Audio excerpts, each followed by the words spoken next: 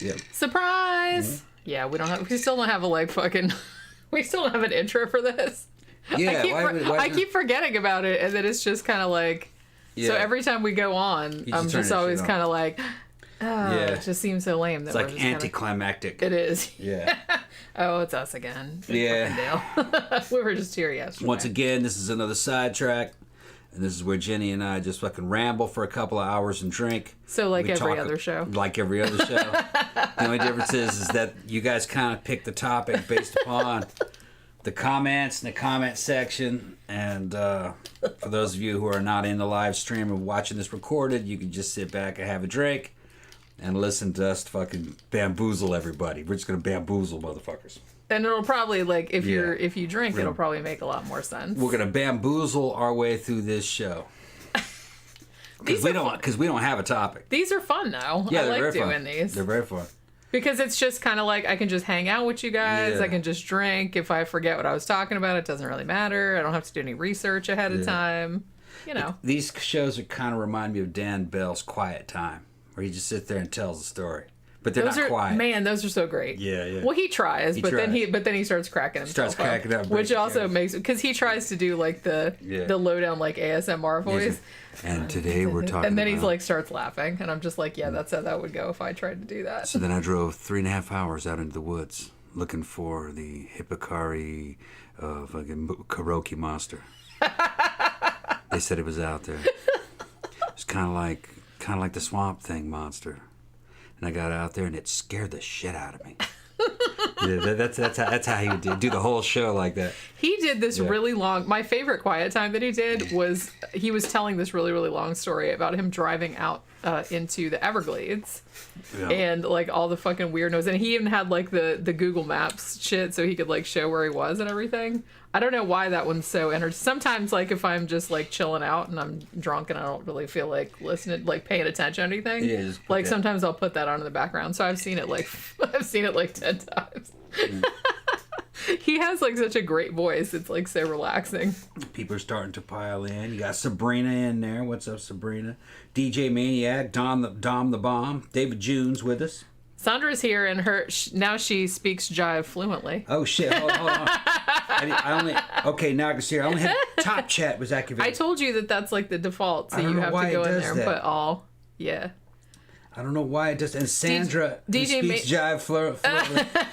Fuck, Sandra. God damn. For those of you who do not know who Sandra is, Sandra's my German peanut butter ambassador.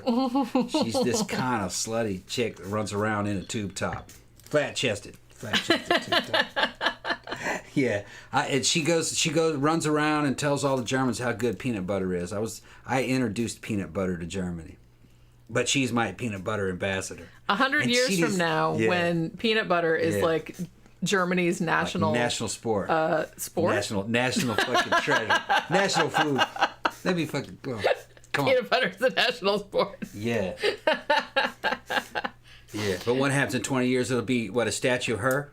No, well, maybe there'll be a statue of, like, both of you. It's like, that's how. Thank you, Mr. Roboto. Tarzan versus Conan, hand-to-hand, only knives. Who wins? Conan. I think Conan's fucking Conan, yeah. I mean, well, okay, but who's playing Tarzan, though?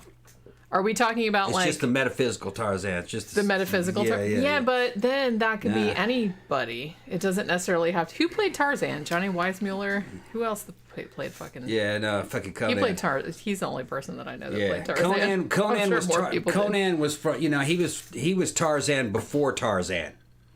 All right? We're talking about back in Samaria, all right, in another time. And now, there could... Some people... Oliver Stone...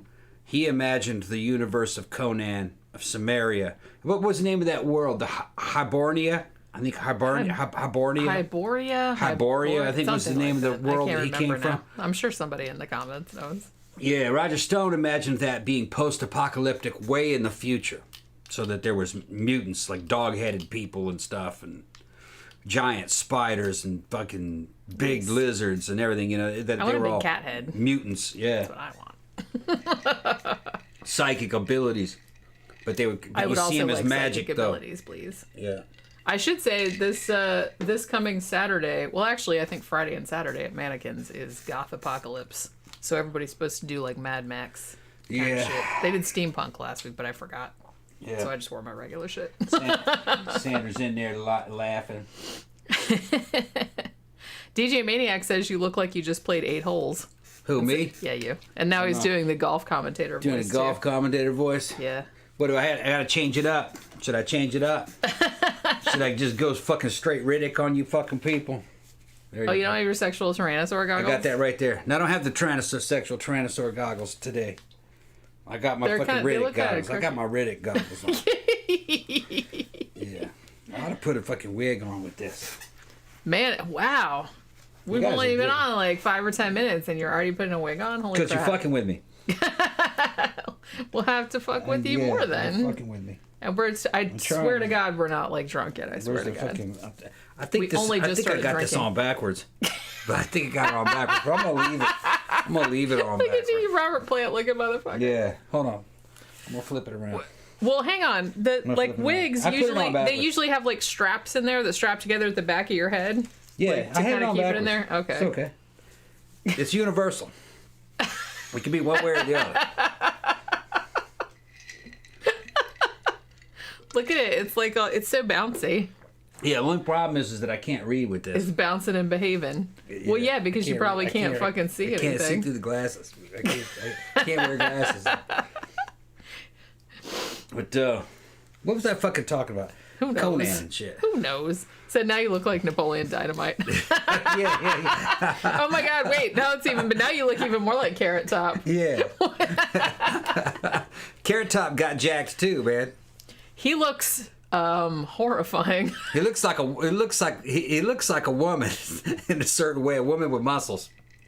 Not really. I'm not sure what he looks like. He did for a while. Don't insult women like that. Yeah. He was just fucking funny. But he doesn't look like a man either. No. He looks like bizarre. He doesn't. He's starting to look like not human. He's edging over into like weird uncanny valley territory. Yeah. This shit's fucking crazy. Bethina says, "God, I need a wig." Why do you need a wig? They're fun. Yeah. They're fun. Just change your shit up, fucking 100%, just totally. Yeah, change your whole appearance. I haven't worn my green one in a long time because you didn't like it. You didn't like it. Which one's the green one? The green one? I liked the green. Yeah, I liked the green one. I just thought the blue one was better. Well, the blue one is the best one because that's like black at the top and then it goes down and it's like straight and blue at the bottom, and I like that one a lot. Yeah, but I got the wig on over my goggles. Like I said, that's like super funny. Look at it. It's like fucking crazy. Mr. Roboto said, you two look like Carrot Top's parents, I'd imagine. Yeah. Ronald McDonald. Ronald McDonald and Carrot Top. Oh my God, I love it. Yeah, DJ Maniac says, Carrot Top looks ridiculous. Yeah. And as bad as his act is, he makes money because of a residency in Vegas. See, people in Vegas, why is that a thing? Like, people there will watch anything. It's just kind of, and Vegas is kind of like what's that other place that's in fucking Branson, Missouri, which is kind of like the Vegas for the Midwest type of thing. Like, that's a tier down. Yeah. But it's a similar kind of like circuit that you're on. I didn't even really know. Like, he still does a show in Vegas? Holy crap. It must be all the fucking like free liquor at the casinos and everyone's just going with no sleep and everything. They must be looking just like watch anything. The only like good thing that was in Vegas last time I checked was Penn and Teller. Yeah. You know what I mean? They had a show there a long time. I don't know if they do anymore. Because I used to watch bullshit. Gramthars asked if there's goth porn. Yeah, there's a fucking shit ton of goth porn. Of course. There's porn of everything. There's porn of everything. There's porn of everything. A lot of those porn stars, kind of like the B-level porn stars, they were goth before they were in porn.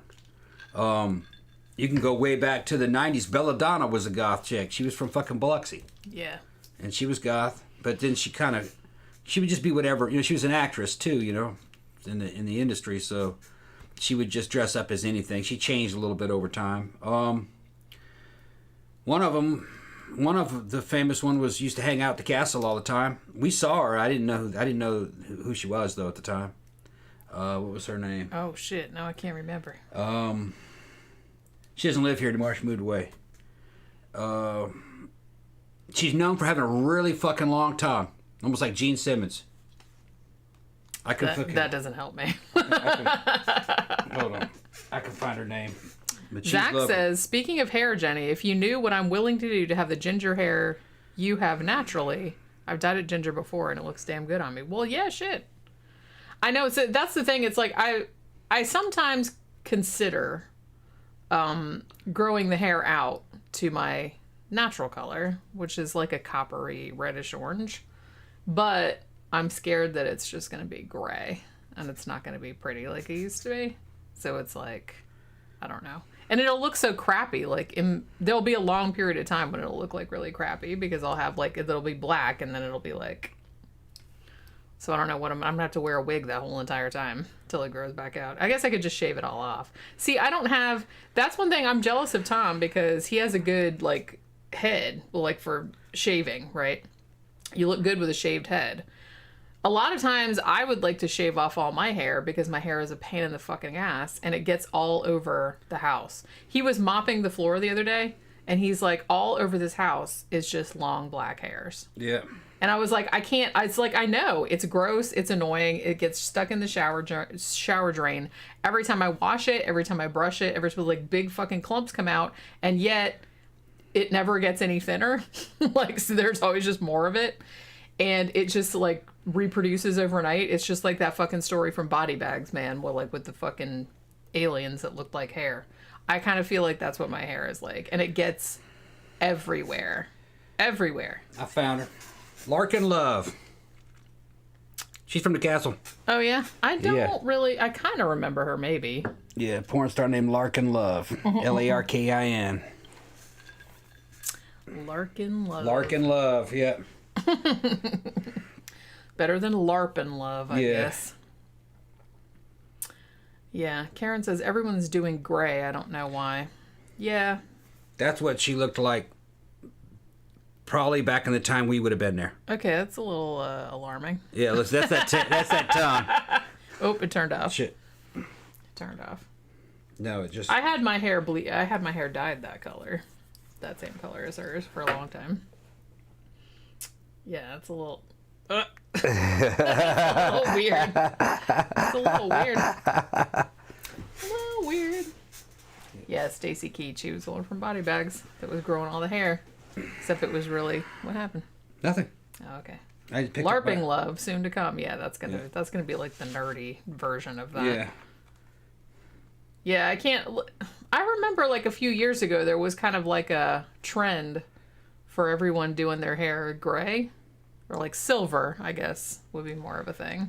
Silver or white. Which on some people actually looks kind of cool. I don't know if it would look good on me though. I bleached my hair blonde one time before I did the red. Because my hair used to be dyed red. It wasn't a wig like this is. And I don't know, it looked kind of neat. Like I took a couple pictures of it just because it looked weird. And I was just kind of like, woo, not used to seeing myself with that color hair. But... I don't know. I don't know if... It's just kind of like the red. It's like when you bleach it, it's just too hard to fucking maintain, man. Because then you get like the fucking dark roots and it looks kind of bad, so... And bleach is like super, super bad for your hair. So, I don't know. Zach says, I looked up the castle on Google Earth and the first pic I saw of the interior was a panorama of a guy in clown makeup fondling a chick's boobs on a table. That sounds like the castle, all right. There's a lot of actually good pictures of the interior of the place is super, super cool. I mean, it's a big place. It's big. It's pretty much like... It's kind of hard to... It's because Ybor City is sort of like the sort of club and entertainment district of Tampa. And it's old, you know what I mean? It's kind of like there's restaurants, there's mall, there's all kind of shit. That's where like old cigar factories used to be and shit like that. The castle, I think, used to be... What the fuck was that? It was like some kind of... what do they call that when they go and like meet there and have this weird like fucking... I thought it was a Masonic like a Masonic lodge. I think it used to be a Masonic lodge like back in the day. Somebody said it was a place where they stored barrels, but... Might have been. It looked like a Masonic temple to me, or a Masonic lodge. Yeah, because I thought it had like some Masonic shit, like still carved into the brickwork or whatever, like the cement that's over the door. That's what I understood it as. And it's like it's 2 stories. The bottom floor over here, like in one half of it, they have just like a bar, and the bar is super awesome. They have this bar that goes all the way around, and it's got like, it's made of like black glass or like black rock or something, and they have like little like river things like carved in there. You know what I mean? It's like, it's really, really beautiful. So they have that in one half, and then here's the door where you come in, and then on the other half is their dungeon. So they have a bunch of cages you can go in. They have like a bunch of play areas, so you can do that kind of shit. And then upstairs is the big dance floor. So it's just like this big, huge dance floor, big, huge stage. They have like columns that they have like go-go dancers on. They have like big screens everywhere, and they're always showing like videos and like weird old movies and shit like that. And they have another massive fucking bar in there, which I think is like, it's kind of like L-shaped, but it's like, or U-shaped? I can't remember. We haven't been there in a while. And then it used to be like, when I used to go there back in the 90s or like early 2000s, they used to have, it was kind of more gothy, where they had like these old like velvet couches and shit like that. But they took a lot of that stuff out so they could put more S&M shit in there. So now there's like a big cage in the corner. Yeah, it's got a bunch of floors. I think it's got 3 floors. Well, it's 2 floors. It's 2 floors. One of them's, yeah. But they're really big. But then, the like, little dungeon is a little bit lower than the other one. Yeah, and then out back there's a patio with a different DJ, like a big patio. Floor. Yeah. And they have like stained glass windows and shit like that. We haven't been in a while. When's the last time you and Tom been to Vegas? I have never been to Vegas. No. I don't think. Haven't I ever been to Vegas? No, I haven't. I don't know. I've never been there. No, I haven't either. Zach says, if you guys could build a house in any style, what would it be? Why are you asking some crazy shit like that? That's a cool question. I want a straight up looking fucking haunted house, man. Yeah. I want Dracula's castle. That would be a Victorian. That's what I want. Southern Victorian, or a fucking old Southern plantation house. Yeah, see, I would love it. Every time we see those like creepy old movies from the 70s and like they go like the Legacy and stuff, I'm like, what are they doing in my house? I want that house.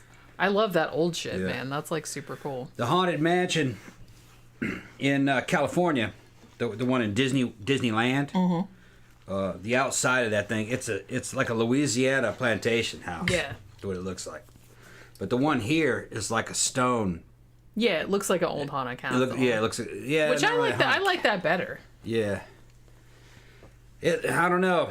There was something about the plantation house, because I had been growing up, going to half the time in the South. I'd been seeing houses like that, so it was a lot more down to earth and realistic to me. That was like a house that you could see. Well, that was kind of their idea with it. Yeah. They said they didn't want it. They said they wanted it to kind of blend in, because I read like a whole bunch of books about it, because we did like that show a while back, and I still have that one about the Disney World one that I haven't read yet. But he said that was one of the things that they said they didn't want it to look like a haunted house from the outside. They just wanted it to look like a regular house. And then once you got in there, it was like a haunted house. Every time I go back to the South and see those big old fucking plantation houses like it, you get that damn feeling like, oh, that shit's spooky. Ooh. Yeah. Yeah. I don't know. They kind of were, though. If you ever went into that shit, they were fucking big. There was no way to really air condition them. They had real tall ceilings with fans. I imagine they've all been retrofitted now, probably with interior AC, because the people that still own them and able to have the money to keep them up, if they weren't destroyed in Katrina, they were able to probably air condition them, but they weren't built for that. They didn't have the insulation. I mean, you'd be crazy. Too much glass. If you had the money, you'd be crazy not to put central air in there like first thing. Yeah, but they weren't really made for it. I know, but and it would cost a lot of money. That's what I'm saying. If you had the money to do it, the walls weren't very thickly insulated. They had a lot of glass. The ceilings were really tall. By the time the 80s had rolled around, the 70s had rolled around, they all had electric fans installed. Most of the stuff looked like electric fans from the 40s. You know what I mean? And a lot of it was exterior. Yeah. The conduits, the electrical conduits, all that stuff was exterior to the walls. and it wasn't interior. Because it had all been retrofitted. This shit was fucking, over 100-something years old. You walked along the floors and they creaked. You know what I mean? Yeah. There was a lot of handwork and stuff, but it was all wood. And humidity got to all that shit. Bugs, too. If you had termites, you were fucked. Well, yeah. And some of the smaller Victorians I've been in, because of the warping of some of the wood in certain areas, things like ants got in a lot. So you're just going to have to deal with shit like ants getting in. The constant war against keeping bugs out. Because they could just get in. Well, yeah. Then nothing's sealed up. But that's the way the South was. The old South was not fit for fucking humans. Human habitation. Basically. That's why all this shit going on where these big energy companies and these real estate people that are investing all this money into the South, and all these people saying, well, we're going to have to put smart meters on all our buildings, and that way to keep the power consumption down, you'll have to live in 81 degrees in there. Man, that shit's going to go over like a fucking fart in a spacesuit. They don't know the South because they don't live here. A house at 81 degrees just won't last long here. Well, the walls will be wet. Yeah. They don't understand how many. These are people that live in New York and California that made their life sitting behind desks. They went to school. That's their introduction to the world. No, they don't understand the elements. You build these big houses down here and keep them at 81 degrees. 10 years later, that thing will be fucking rotten. Yeah, it'll just be rotten. Yeah. It fucking be... Floor will fucking smell like shit because your carpet's fucking rot. Everything will have a fucking thick sheet of fucking mold. Things will start to warp. Bugs will get in. Rain will get in. Because the air conditioning isn't really so much about keeping it cool. It's also about keeping it dry. Yeah. That's the fucking one of the main things. You can suck out all that humidity. Yeah, and air conditioning kills all these fucking frogs and lizards that get in. I find dead frogs in here all the time. A little bit of tree frogs. I don't know how they got in here. Just find a dead frog. Probably Pookie brought them in her mouth. I don't think so. I think they come in underneath the doors.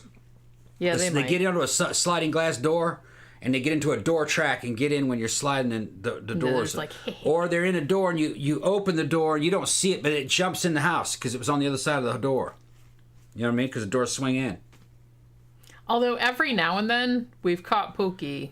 Yeah. She'll be outside on the porch. She'll bring some of them in. And then she'll come in the house and she'll look real she'll look real shifty, and then she'll run into the living room and we're like, "What's in your mouth?" And you find it and she has a little frog or something. She's like, "It was my friend. I brought him in here to play with." But I'll find frogs that'll look alive, and you pick it up and it's dehydrated like a piece of beef jerky. And that's the air conditioner that did that to them, and it only does it in a few days. And then because they're just not built for air conditioning, they're built to be at a real high humidity. They can't be in a dry area. And it's the same with the lizards. I've found lizards just crawling across the floor in slow motion. Help me. And I'll fucking grab him like that and try to put water in his mouth. You never really can bring them back. They just be like little skeletons. Because they're just drying up. Yep. Air conditioning just somehow sucks all the moisture out of them. Evor Mafia says, if you go on vacation, do you turn off the air conditioner or leave it on? You leave it on. You leave it on. I don't know anybody that would turn it off. No. So you might turn it up a couple degrees just to save some money because you're not there. But I would not turn it off because when you get back, you'll have mold all over everything. All your pictures will start being warped. Your posters and shit will all warp. All your books and shit will be fucking... You open it, they'll get thicker. Yeah. The book will get thicker and the pages will all be wrinkled. Yeah, man, it's 100% humidity. And a lot of people don't understand what that does. It's 100% humidity. It's like Vietnam. 100% humidity, and in the dead of the fucking summer, you're talking about 100 degrees. Sometimes more. It's Satan's ass crack. Pretty much. Yeah. When I was in St. Augustine and a lot of the shit that I wanted to do, I didn't want to drive. So I was just walking around. So I took a shit ton of sunblock because I knew I'd be walking around outside a lot. So when I went to the alligator farm, I knew that all of that was outside. I mean, pretty much all of that's outside. So I got to a point where I was there for hours and hours, and I think I sweated through my clothes like 3 times. Yeah. But after a while, like, it bothered me, but it didn't bother me because I was just kind of like, well, there's nothing I can do about it. So I just kind of got real zen about... A lot of people brought umbrellas, which was actually a good idea because that would keep, like, the sun off you. I had one too, but I didn't want to, like, hit other people in the face, so I didn't do it. But I'm pretty hardcore, you know. Army infantry, Korea. Been in fucking real hot environments like Korea during the summer. Real cold like Korea in the winter. 40 degrees below zero. It's real humid. That hurricane hit us a couple years back. We lost power for about 3 or 4 days. This house was fucking miserable. Miserable. Being outside was a relief. You go outside, it was even better. Inside was worse because it's just still air. And it smelled bad. Smelled terrible in here. And just fucking the damp. Walls were wet. Damp, yeah. Everything was like wet. Yeah. The cats are looking at us like, why don't you turn the AC on? What's the matter with you? What the fuck is wrong? The cats are just miserable as shit. Why are you doing this to us? We're covered with hair. Have you noticed? Yeah. They were blaming us. We're like, we didn't do it.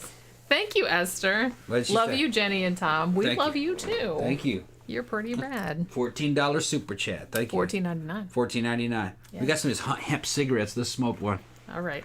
These things here ran out of those herbals, so I got some of these hemp ones. They don't get you high or anything. Do you want me to order more of the other ones? Thing is, those are $12. Yeah, pretty but expensive, huh? You like them better? I like these better, but I will say the herbal ones that I had, I think it's only like $8 or $9 for 3 packs. Yeah, I'd rather have that probably, because these have one downside: they stink, man. The smell. Well, see, this is why I buy 3 packs of Febreze. Yeah. Every time I buy Febreze, I buy 3 packs of Febreze.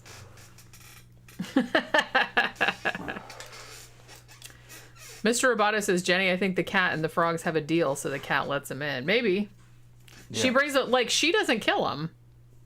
It's weird because, she's... look, we got Aaliyah in the Well, concert. Hey! Aaliyah is a young little 18-year-old goth chick that fucking we met at... Mannequins. At Mannequins, and Jenny hooked her up. We know her in real life. Yeah. Her boyfriend has got one of those Statue of Liberty punk rock haircuts out like that. They're just a young couple that live together. It's good to see you, Aaliyah. That's who I was talking. I think what we're gonna have Aaliyah on as a guest, and her boyfriend on as a guest one of these days. She's local. She just lives here in the area. Because we met them a couple weeks back. I think I mentioned this on the show before, but I was like, before we met them, I saw the 2 of them, and he had a Christian Death shirt on, and he was clearly like a kid. He's like 18 or 19, and I was like, hooray! The kids are all right. She says, looking at a spider the size of a grain of sand right now. Hi, I miss you guys. And then Sandra goes, hi, young goth chick. Let me remind you something. Sandra is the only German girl I've ever known that speaks jive fluently. Stewardess, I speak jive. Excuse me, stewardess. I speak jive. Hang loose, blood. Barbara Billingsley showed up. What's up, blood? I mean, that was like the fucking best. I kind of feel like if Jumbo don't want no help, Jumbo don't get no help. Child, that nigga ain't got no brains in house. She fucking walks up. Fucking hilarious. Yeah, because she was the Beave's mom. That's why. Yeah, leave it to Beaver's mom. Like I don't really know. I don't know. That movie's still funny, I think, but it's like if you lost the context, you lost the context of that was like Leave It to Beaver's mom. I think a lot of young people wouldn't have any idea who those people were. Maybe not. So it was like way funnier. So a lot of the fucking jokes would have been lost. Man, now I want to watch Airplane again. We watched Airplane 2 the other day too, like the one with the space shuttle. Yeah. Yeah, that's right. Pretty good. That was actually, it's not as funny as the first one, but it's still pretty funny. What we've been watching the last couple nights is fucking River Monsters. Man, I love that shit. On Amazon Prime, you can buy all the seasons for what are they, like $7 or $8, right? Pat says, is that German jive or American jive that you speak? I'm pretty sure that's Afro-American jive. Which fluent. I'm pretty sure is the same the world over. Yeah. I would think. I don't know. Maybe Germans have their own jive. Well, those German girls were world renowned for being about that BBC. They were being about that BBC. Fucking every fucking brother of mine in the army was stationed in Germany. They all want to go stationed to Germany. Oh, we're gonna get stationed to Germany. Yeah, they liked it. Yeah, I knew a guy that I used to work with that was in the army. He was stationed in Germany. He loved it there. Yeah. Yeah, black guys wanted to be stationed in Germany if they were into white girls. DJ Maniac says, I don't think we have German jive. I'm still learning most of the slang. I'm fascinated by like slang from different countries. I just fucking love that. I mean, I really, really like British slang.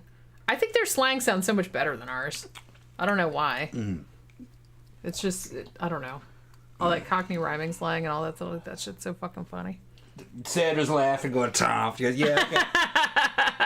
I'll see you on your IR on your interracial fucking OnlyFans page, babe. Gramthars Hammer says, when I was a kid, calling someone a jive turkey was a huge insult. Yeah. I remember I don't know, you're a little bit older than me, but not that much older. I remember the tail end of that, where you call somebody a jive turkey. Yeah. And that was just like, man, what was that fucking movie that I watched on MST the other day? That was that one that's set in the 70s about the fucking Ben Murphy driving the truck. E4 Mafia blow up. And he was calling everybody turkeys, and I just thought that was like so fucking funny. E4 Mafia says, I was stationed at Panzerkaiserin outside Stuttgart. Okay. Well, there you go. Yeah. He must have been an American GI. He said he's E4 Mafia. We didn't really have E4s when I was in. Well, we did have an E4. E4 was a corporal. I was a Spec 4. E4, what I don't think was a real rank during the time that I was in. It was a temporary rank. Corporal. Never saw it. Yeah. That was an E5 in training. You were like a corporal for like a month or two, and then they sent you off to fucking, what was it? NCO school. I only knew one guy that was stationed in Germany. I used to work with him. Then he became a cop later. Aaliyah says, I will never forget all the boobs I saw in Germany. You went to Germany, Aaliyah? Come on, man. How old were you, 5? Are you ahead of me? You must be ahead of me. Yeah, there you go. Okay, yeah. Okay, I'm a couple seconds behind you. Maniac says, E5 was as high as anyone went in G.I. Joe unless they were top brass. Unless they were top brass. I don't know exactly what he's talking about. E4 was the pay grade. Yeah, E4 was the pay grade, I guess. Yeah. Yeah. Yeah, Dom the Bomb says Cockney rhyming slang was standard growing up in London. I was really proud of myself because for a long time, I used to be married to a British person. He wasn't from England. He was Welsh, actually. But I, just from going over there, from watching a lot of British movies and kind of being immersed in the culture like that, sometimes I would see a movie with somebody speaking like Cockney rhyming slang in it, and I'd be able to figure it out all by myself. And I was like, be really proud of myself that I could figure it out. Because it's like really convoluted. But I love that kind of shit. I love language. I'm a writer, you know what I mean? So, Tom's G.I. Joe figure name would be what? Ooh, that's a good one.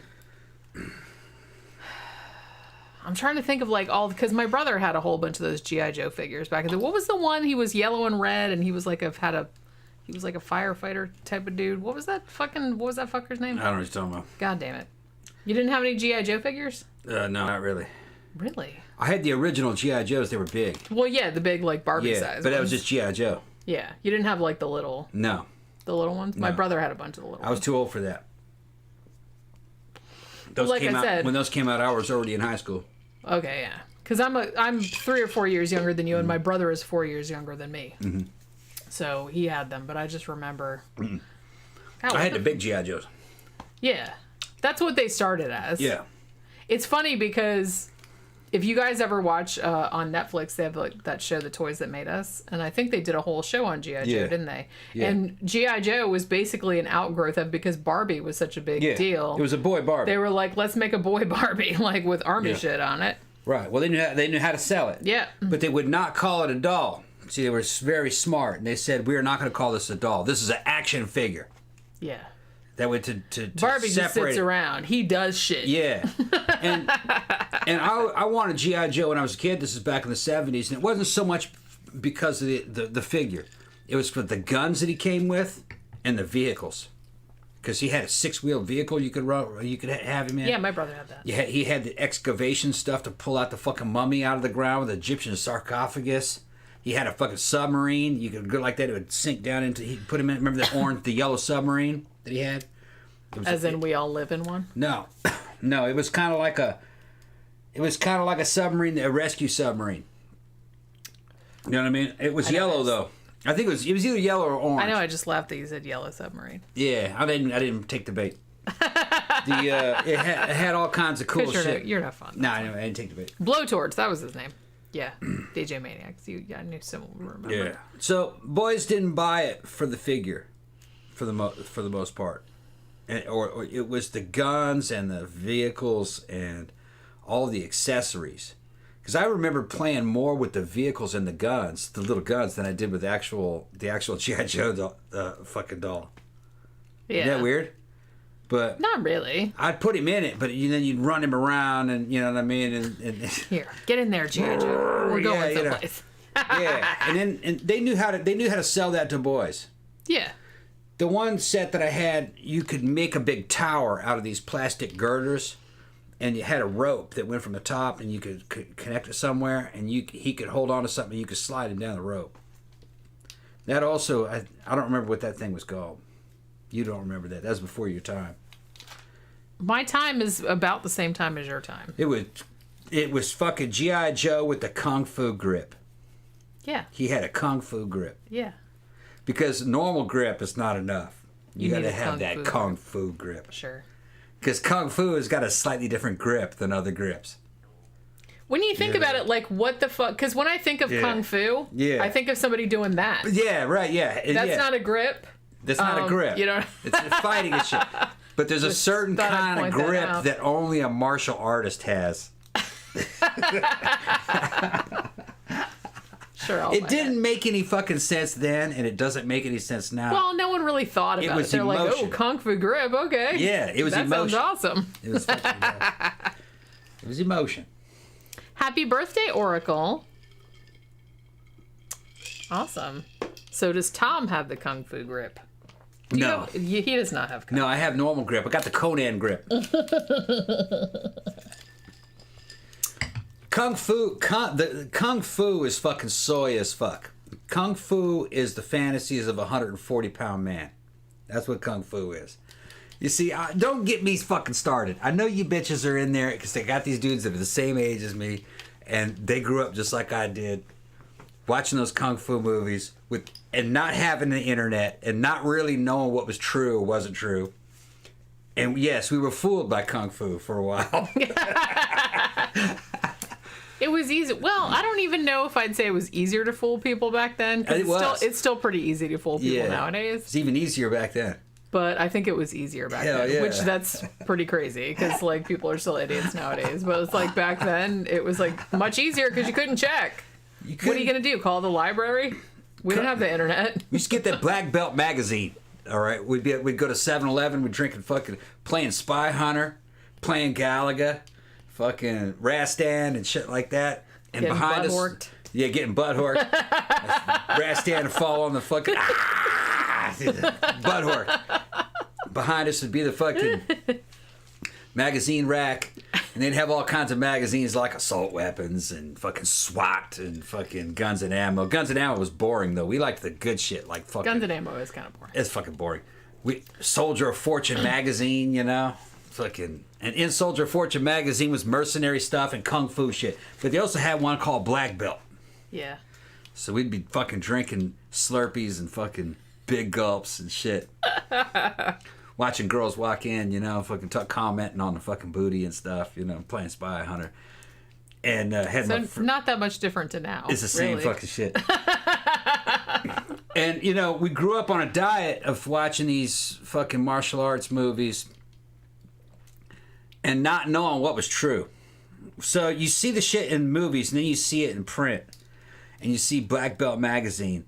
And you have all these fucking senseis and all these fucking masters and shit. And they're making these fucking wild claims that they can do this and that. They can fucking defeat 20 dudes. They can kill you like not even touching you. Yeah, man. fucking. They got a chi ball. The chi ball hitting you with fucking chi balls, chi power.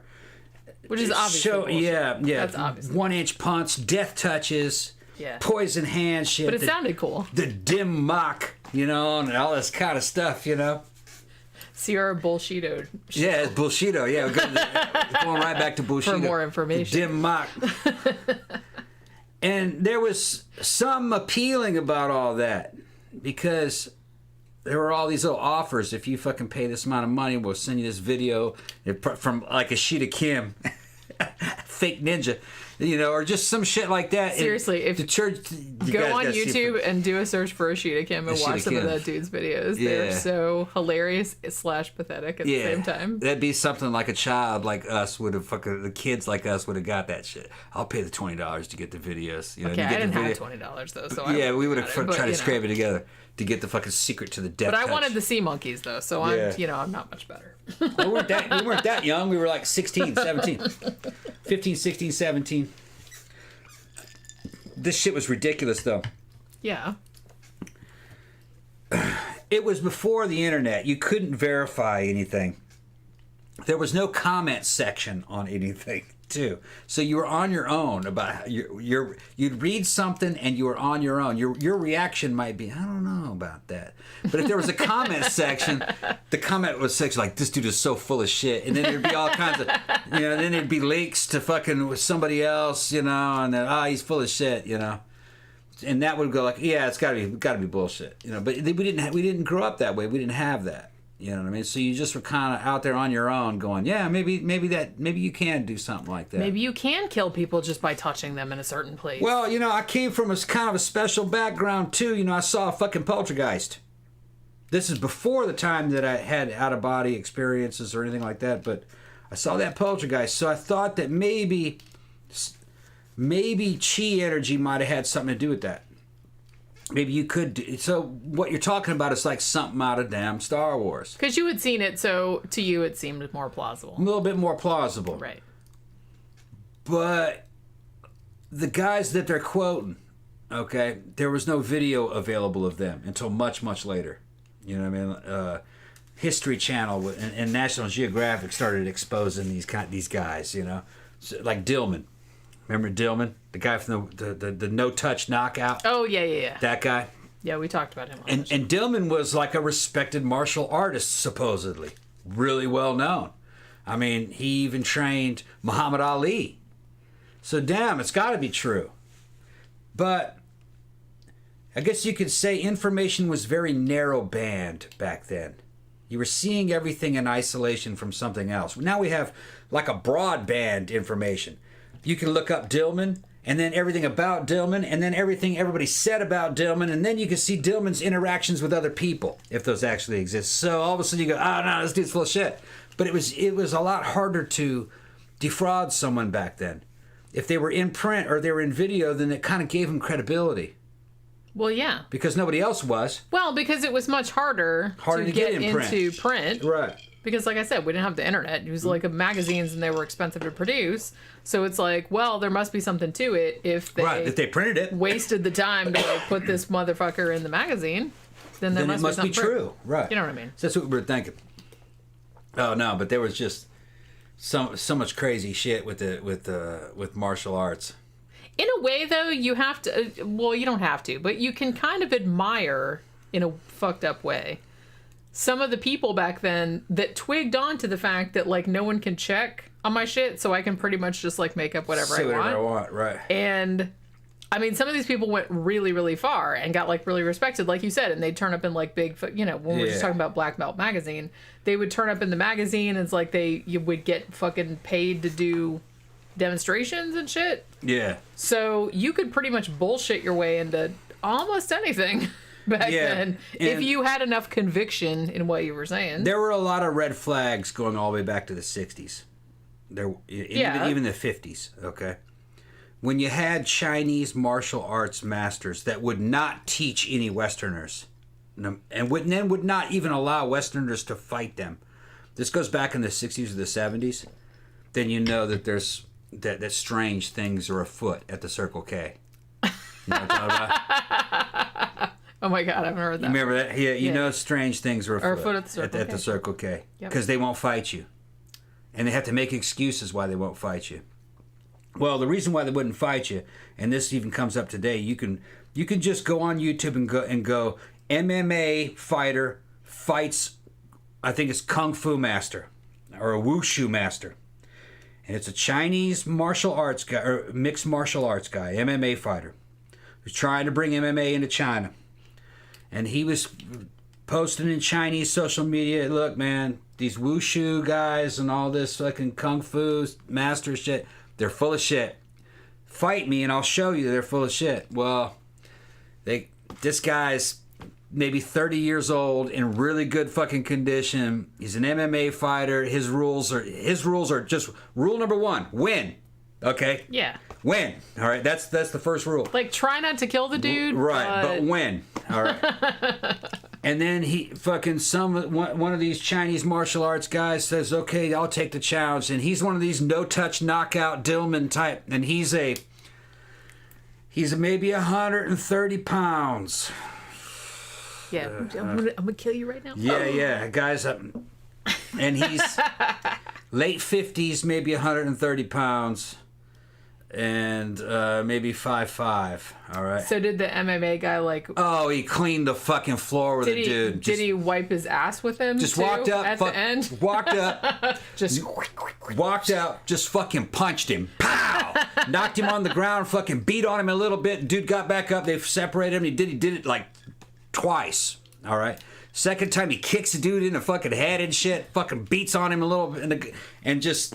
That no-touch wushu shit didn't work because that dude just beat his ass. You use mind powers when people are beating your ass. You know, that's what happened. Just beat his ass. That's a good tip for life in general. Right. So this dude beats his fucking ass, all right, in front of all of China. And the entire fucking Chinese social media goes after this fucking MMA fighter. How dare you disrespect China?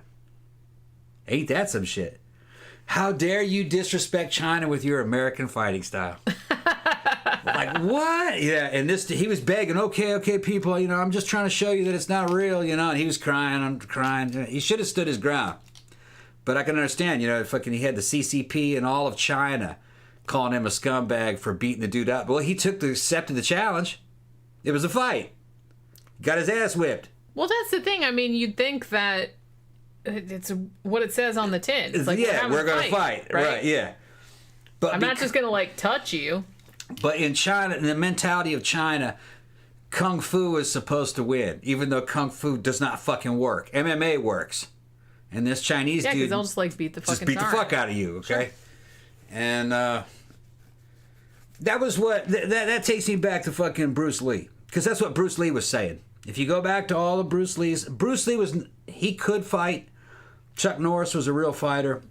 Chuck Norris saw Bruce Lee and trained with him. They kind of sparred. And he said Bruce Lee was good. But Bruce Lee was not fighting. He was not a professional fighter. He was an actor. But if he was a fighter, he would have done very well. That's out of Chuck Norris's mouth.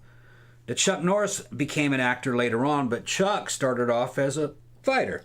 Okay, he did full contact kung fu, or martial arts competitions.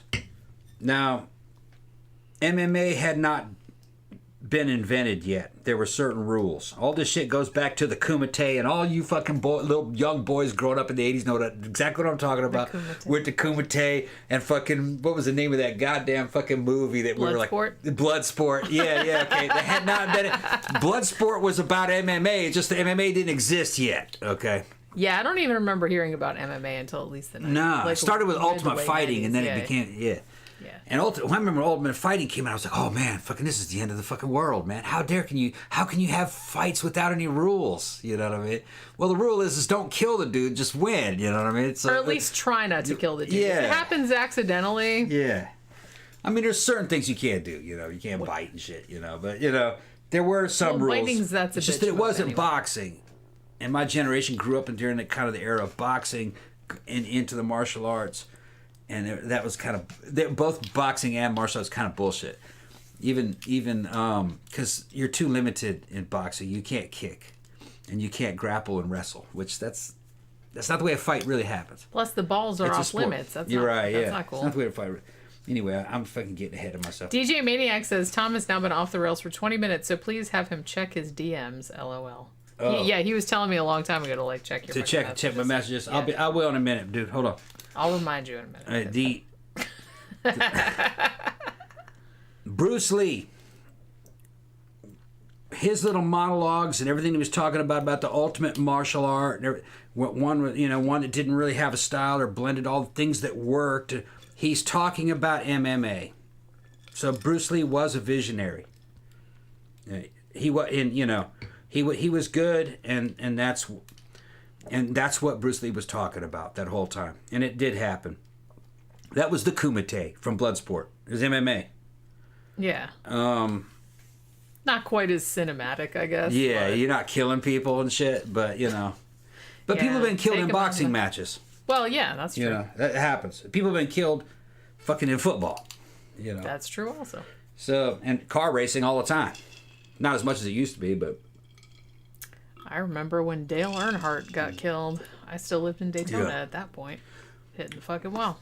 But most people... I was always kind of confused, too, about Bruce Lee when I was a kid. Was Bruce Lee a fighter? Was he an actor? Was he really that good? He was good. He was an actor, though. He came from the theater. Chinese theater, where it had a lot of dance. But he could fight. He sparred a lot. Well, he was in really good shape. He was in really good shape. He was real conditioned. They didn't fuck around with, like, that fucking dancing school and shit. Because Jackie Chan went to that shit. Yeah. Too.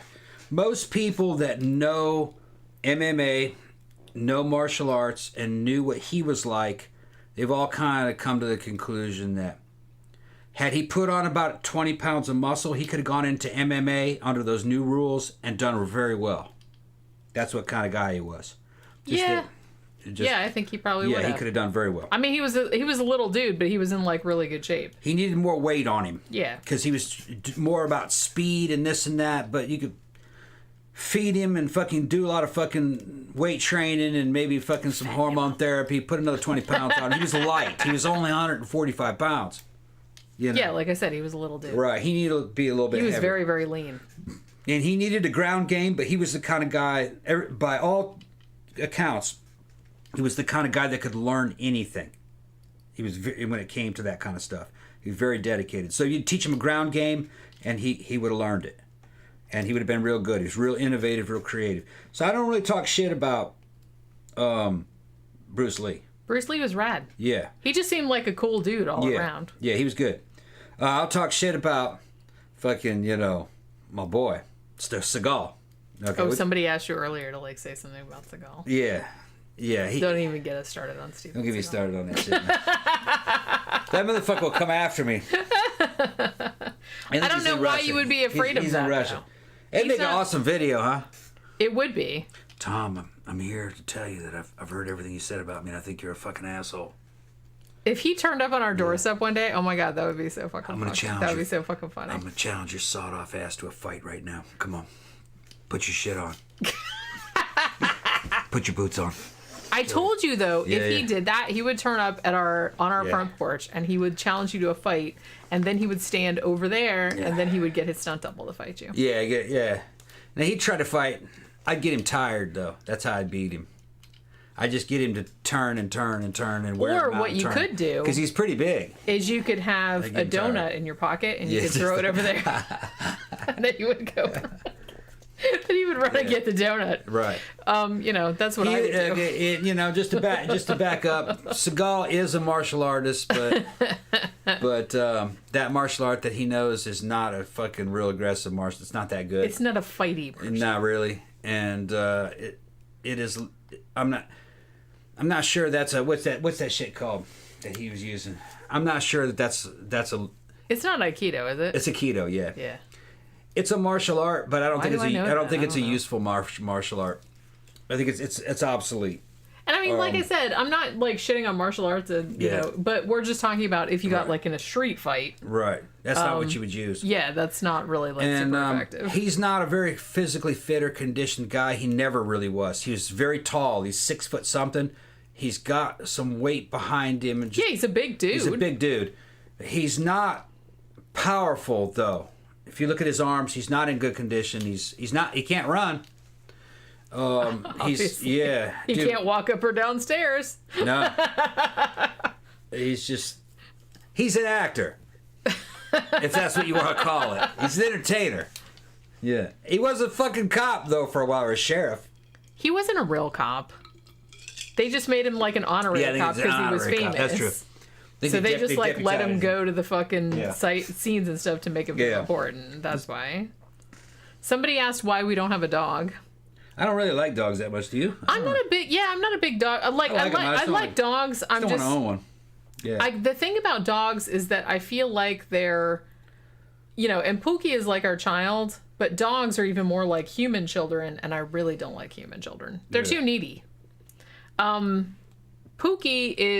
she's kind of needy because she's just kind of like, well, love me. But then she'll be like, yeah, fuck you. I'm going to go do my own thing. And that's cool. I like that. Yeah. I was watching a Jackson Galaxy video today because that's kind of what I do.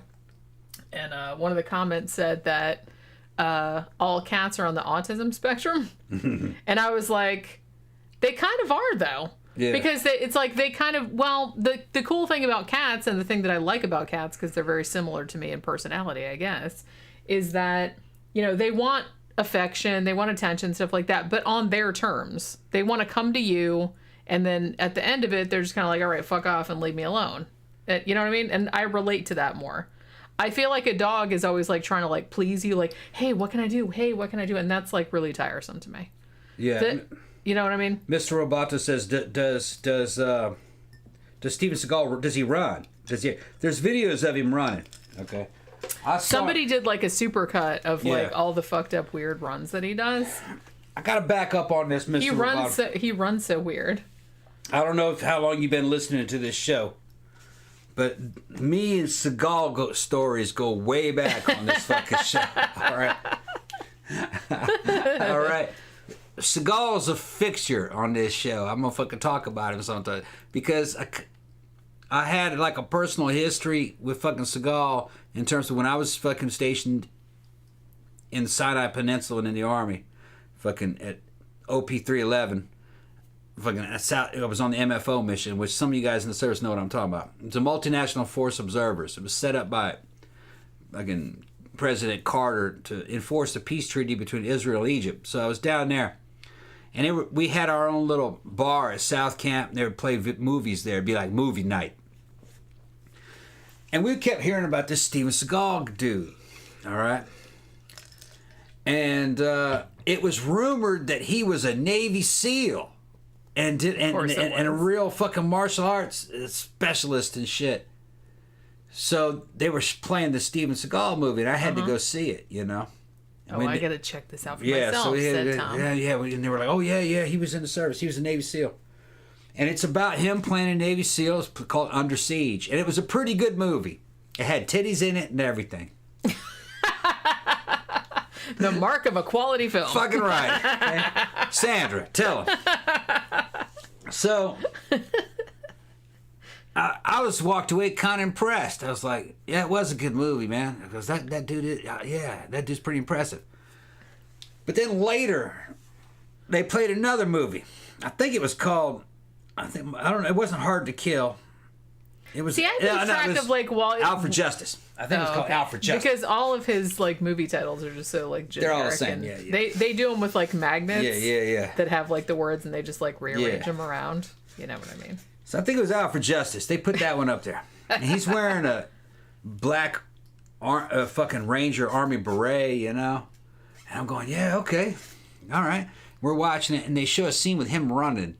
And he was running and flapping his wings and fucking everybody in the fucking bar watching it started laughing. He has the weirdest run. Because we all fucking run our fucking asses off in formation, and a military man by the way that motherfucker runs. Okay, he can run, all right? There is no man that has ever served at any service anywhere of any time, as far as I can know, that runs like a bitch. And that motherfucker ran like a bitch. I don't think I've ever seen, and I'm not a runner really, but it's like even I look less stupid than he does. Open another window. Open another window. That's saying something. Go on YouTube and just go and just search Steven Seagal running. It'll probably pop right up. Oh yeah, yeah. And they'll have edits of that bitch running. Okay? That is not how a military man would ever run. That is it's not how a human being It's not runs. how a human being runs.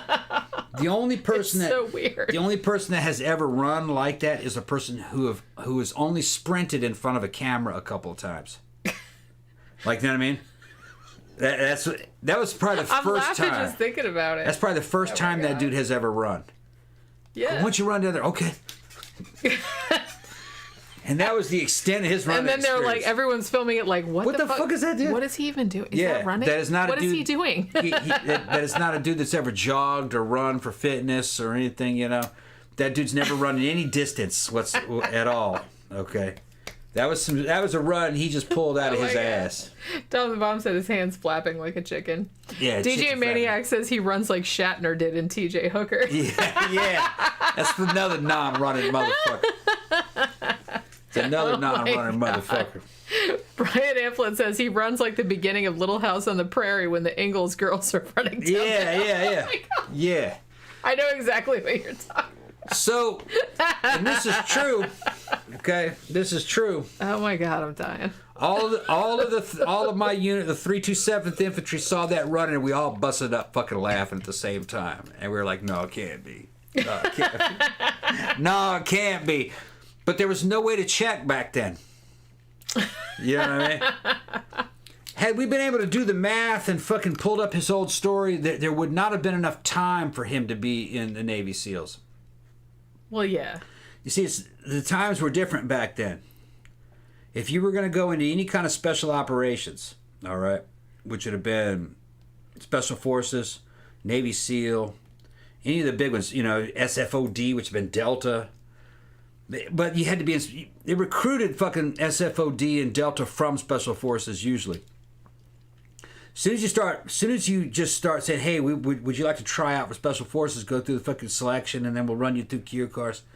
If you make it through all that shit, well, you've basically agreed to where if you make it, you sign on for a 20-year contract. You're not going anywhere. You're not going to get out of service until you're in your 40s. Okay? So how the hell are you going to be, and it's the same thing with a lot of that Navy SEAL type stuff. So how the hell are you going to be a 30-year-old or a 29-year-old martial artist ex-Special Forces SEAL at 29? What, you get kicked out? Because that's a career. That's an entire fucking career. And then you're not going to be an actor in Hollywood when you get out. That's bullshit money. You're going to work for a private security company making about $200,000 a year. Okay, which is you're going to be a mercenary, okay, for somebody, or private security for a company. You're going to be a bodyguard for some foreign president. Yeah, that's where those guys go. Now it's even worse, you know. Fucking for all you know, the motherfuckers are being assassins, you know. But yeah, probably that wouldn't. One of the baddest motherfuckers, I'm trying to remember his name right now. He was in fucking all those special units. He now runs a private security company out of the Philippines, and he creates mercenaries and runs them. I can't remember his name, but I can't. Just look up, go search this term, American Badass, and his fucking name will appear. He's about 50. He's about my age, and this motherfucker's a badass. He got involved in bodybuilding after he got out of Special Forces and won.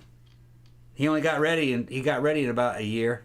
He won it, and he didn't win it. No, sorry, he got 5th place. His son got 4th place. His son went in with him. But this is a dude that is not a bodybuilder, but he became a bodybuilder in a year. So that's dedication. Like, why is that so hard? Yeah. When he just went, I can do it, I can do that, and he did it. Red Harvest said, Steven Seagal running is the second search result that shows up when you type his name. Really? Okay. All right. I made that shit famous. That also does not surprise you. People I'm pretty sure it was famous. It was kind of famous before. Well, we all noticed Everybody noticed it. Everybody fucking noticed it. Sandra says, I can't stop watching Seagal running videos now. His arms. Yeah. Okay. And that is not the arms. That is not the arms of an elite warrior. I don't care how tall you are. Okay, that is not the arms of an elite warrior. I don't even run like that, like I said. And I'm a girl, and I'm like not even a runner. Yeah. I don't run like that. Holy crap. Who told him that was okay? Yeah, see, Oracle said that too. Man, I'm a nerd and I have better discipline with my arms when I run. Right? Yeah. That's what I'm saying. Let me tell you something. Seagal's an amazing man. Sure. This is a man that talked his way into Hollywood roles. Made a lot of money. Impregnated a lot of women. He's got a lot of lawsuits behind him. He had to leave the country. He's like an international secret agent. If you look at it in a certain way. Sure. I would love to make a fucking movie about Seagal. You know, I'm sure they will one of these days. Yeah. He bullshitted his way into meeting Putin. Yeah. And fucking Putin was like, who is this fucker? Wait, who are we again? Putin put up with it, evidently, but my understanding is that Putin figured that he was full of shit. Well, I guess he was right about that. Fourth drawer down says, those are the arms of a man herding ducks. Yeah. Yeah, he's the kind of guy that would go, you have to understand, it's about speed. It's about speed and skill. No, it's not. Yeah, he thinks he's doing something like aerodynamic or something. He'll come up with some excuse. Yeah. This is another one I want to tell you, Mr. Roboto. Mr. Roboto came in and says, well, you see, Eastern martial artists don't have to prove anything to Western people. Dude, no, they avoided the challenges because they would get their fucking asses beat because their martial arts was a scam. It's very easy to take people who don't know how to fight and to tell them these little bullshits. This is what Dillman was doing. What's his name? George Dillman? What his name was? Was it George or Brad? Or I think it was George Dillman. He would just get a random person who wanted to pay to go into a fucking dojo club and instead of going through the work of building somebody up into a fucking fighting machine, which requires the proper diet, training, blood work, fucking all kinds of fucking chemical assistance, and then a bunch of training and endurance. Why do that when they will pay you to fucking teach them the 1-inch punch or the fucking death touch, which the weakest person in the world can fucking kill the most ultimate power, the most powerful man. You can just boom and it just kills them. They'll pay for that because that's the easy way out.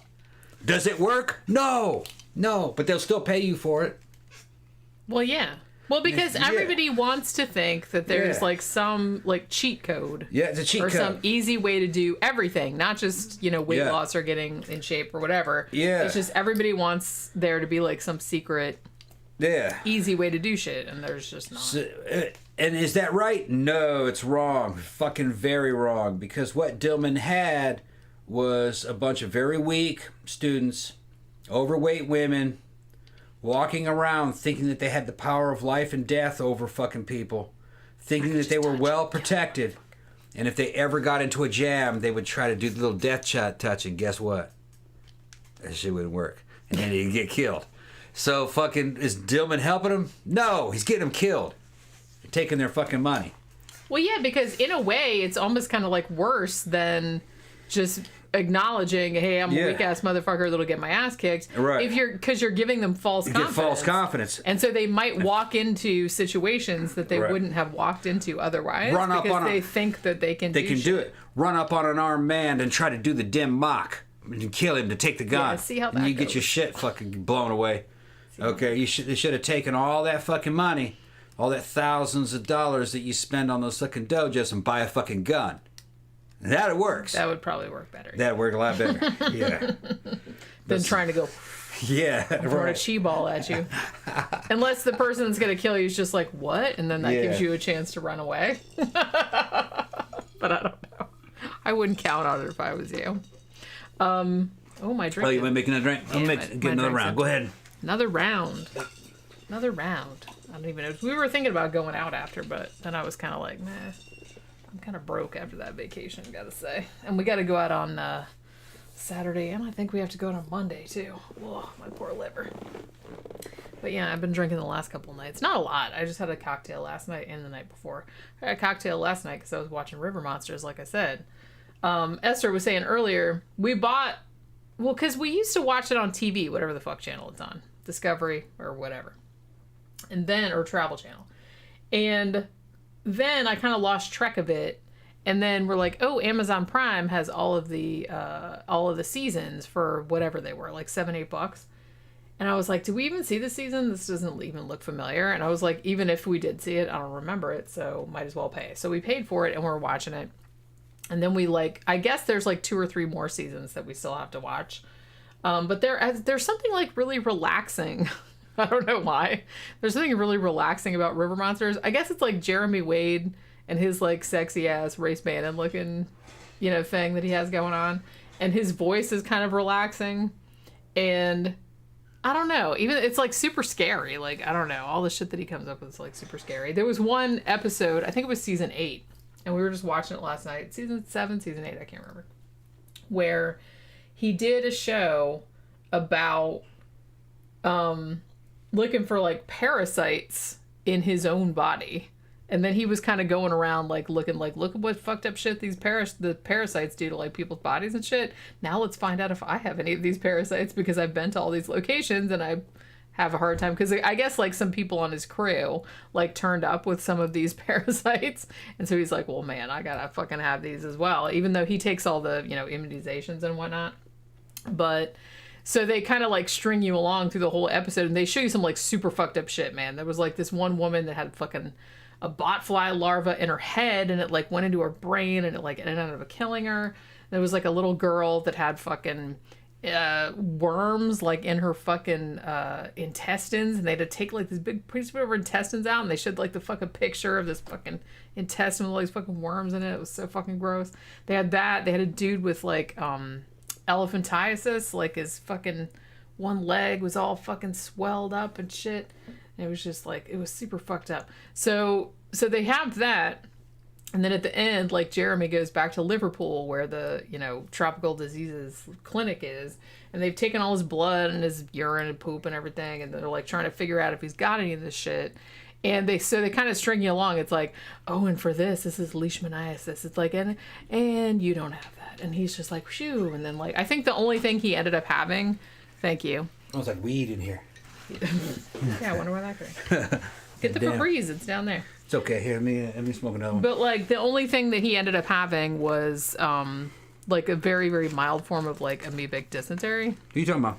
Jeremy Wade. Ugh. There was that one that was like, it was kind of like a Monsters Inside Me episode, except it was Jeremy Wade instead. But they had the one about, I had to rewatch the one from season 7 or season 8 last night, the one about the blue holes, wherever the hell that was.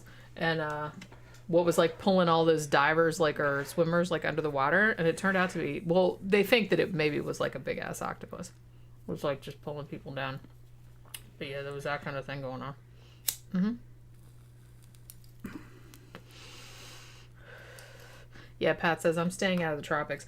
Honestly, it's just kind of like, it's so terrifying because that show and Monsters Inside Me, it's like, I like that show, but it's horrifying.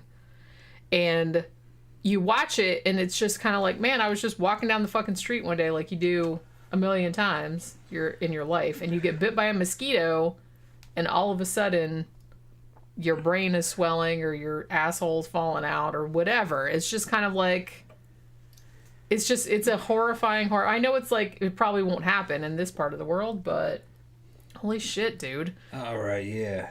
Let's see. What? DJ Maniac showing me the damn 3-wheeled vehicle from G.I. Joe. Oh, yeah. Thing is that's the little one. I had the big one. Of course you did. Yeah. That's the little one. That's the little action figure one. I had the one that the big G.I. Joe doll could fit in. Let me see if I can find that thing. I forgot what that was. That looked good, though. He's pestering me about seeing that. Okay. See what's going on. See if Camp Guy says they say that spiders are actually responsible for zillions and zillions of dead insects more than insecticides. Yeah, that's true. That's why I try not to like. Tom doesn't like spiders, but I actually quite like spiders, and I try not to kill them when I see them in the house because, like I said, they eat mosquitoes and roaches and a bunch of insects that you don't want. So it's probably better. Same with snakes. It's like snakes are really like, don't kill snakes if you see one like in your yard, because they go a long way toward killing like vermin that spread diseases, like rats and stuff. So, Yeah, Karen said the man-eating catfish is the one that got me. Yeah, there like been some fucking horrifying catfish on that shit. The one, and then I remember one too that I think it was in the Keys somewhere, and some fish had been like jumping up in the boat and like knocking people out of the boat and like cutting them open, and I was like, dude, that's barracudas. That's gotta be. And I was right, because barracuda will jump right in your fucking boat. Barracudas are assholes. They can't eat you because they're small, but they have like this really, really sharp teeth, and they kind of like, they'll slice you though. And they're heavy enough that if they jump into your boat, they can totally like fucking, because one woman, she was in a boat, her and her boyfriend, and they were in, I'm pretty sure it was the Keys somewhere. And she didn't know what it was, but this fucking thing jumped out the water, knocked her out of the boat, and broke her rib, and like cut the side, like she needed all kind of stitches and shit. Yeah, it was a big ass barracuda. That's what that was. What you got there? There's Aaliyah. That's Aaliyah. You still there, Aaliyah? I'm showing you a picture. Is she still there? You didn't even ask her. It's okay. I'm going to do it anyway. We'll see you Saturday. You should have asked for her before you did that. Oh, shit. She's going to be all right. She's going to be all right. Yeah, Mr. She's going to be on the show. She said she wanted to be on the show. Okay. Well, now you kind of were. Yeah. Jenny, snakes also eat dogs and cats if they grow too big. Yeah, I know that. But, you know, we don't have ones that big unless someone's pet python escapes. I've seen that happen before. But the ones that we have in the wild here are not big enough to eat a dog or a cat. But I used to get really mad because my grandma would always, you know, she'd see like a harmless snake that wasn't even a poisonous, you know what I mean? Like a fucking, you know, like a rat snake or something like that. And she didn't like them, so she would just like chop their heads off with a shovel. And I'm just like, God damn it. They eat mice and bugs and shit like that. They're good to have around. You know what I'm saying? Yeah. You paying attention? Not really. What else is there? No, I'm talking to Maniac. Gotta get back into the stream here. Yeah, you can't like leave everything to me. You gotta talk about shit too. I'm talking about shit. No, you're not. You went off down on your thing and you fucking doing your thing. Well, yeah, because you were out there making a drink, so I had to. All right. Okay, let's see what everybody say. Talking about spiders. I was talking about seeing all those alligators and crocodiles at the alligator farm. Yeah. And they do like they have a bunch of like snakes and shit too. Like they have like a little reptile house, and they have a bunch of birds and whatnot. Yeah, Fourth Row Down says the creatures I worry about are those that get bigger and bigger as long as they get enough to eat. Yeah, I was watching. We were watching. Thank you, Gadgy3, because it's been a while. Late because of football and beer. Still on it. Hi, everyone. Thank you very much. Thank you very much. Yeah, hold on. Let me see. Yeah, see, it goes to top chat instead of live chat for some reason. That's fucking crazy why it does that. Remember how I was telling you guys earlier on another show that back in Europe in the honky motherland, they showed woodcuts of big piles of corn and apples and food, and next to it would be a cow, and the cow and the pile are about the same size, and then next to that would be a catfish, and the catfish is the same size as the cow. People always thought they were just doing that it wasn't to scale, it was just icons. But see, I don't think that's that crazy, because I've seen catfish almost that big. Yeah, Jeremy Wade was saying no, that was scale. We don't know how long catfish actually live. And in the modern era, people have fucking rod and reel, and with rod and reel, you can get catfish when they're fucking still young. But the medievals and even you know back in the 1700s, people didn't have rod and reel, so they caught fish with a net. And once a fish got too big to catch with a net, you could only catch the small ones, and the bigger ones would just be out there getting bigger and bigger. They didn't know how long a catfish could live. Fuck your net, motherfucker. All right. So for all you know, a catfish might get to be the size of a cow, because those in that same areas, in those lakes, they were afraid of getting eaten by fucking lake monsters. Well, what are they talking about? It doesn't go out to the sea, so it was something fresh water that was eating them. It might have been them catfish. I don't doubt Ridiculous. Well, because even nowadays, now that everything's been like fucking fished to death, right? And you would think that like all the really big shit was gone. Jeremy Wade on that show has caught some catfish that were almost as big as a cow. Yeah, almost. Like, and he pulled that shit out, and I was just kind of like, holy fucking shit. Yeah, they were in Brazil, though. Yeah. But there wasn't anybody fishing them, see? So a fish could get old. They don't know how old they are, though.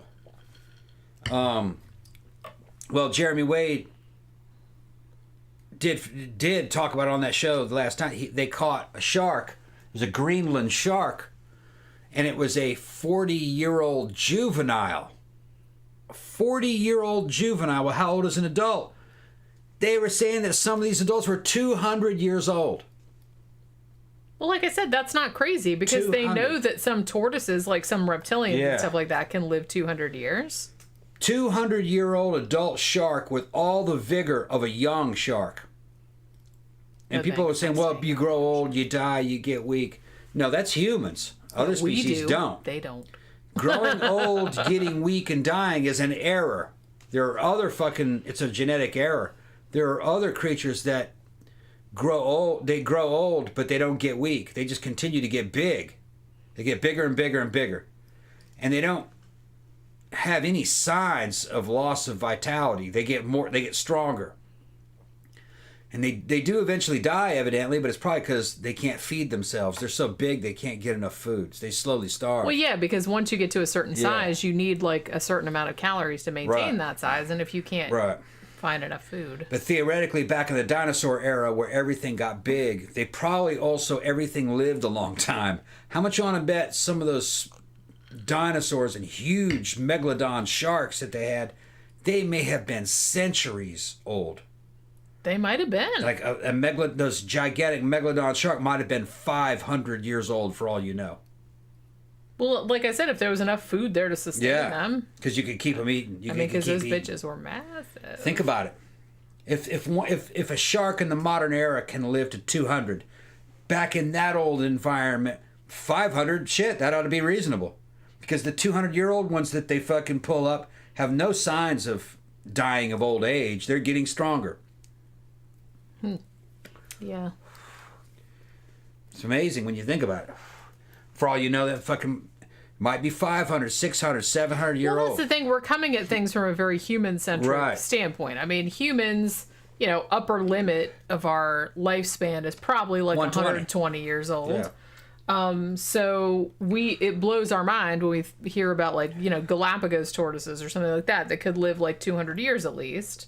Or even like fucking some trees that can live like hundreds and hundreds of years.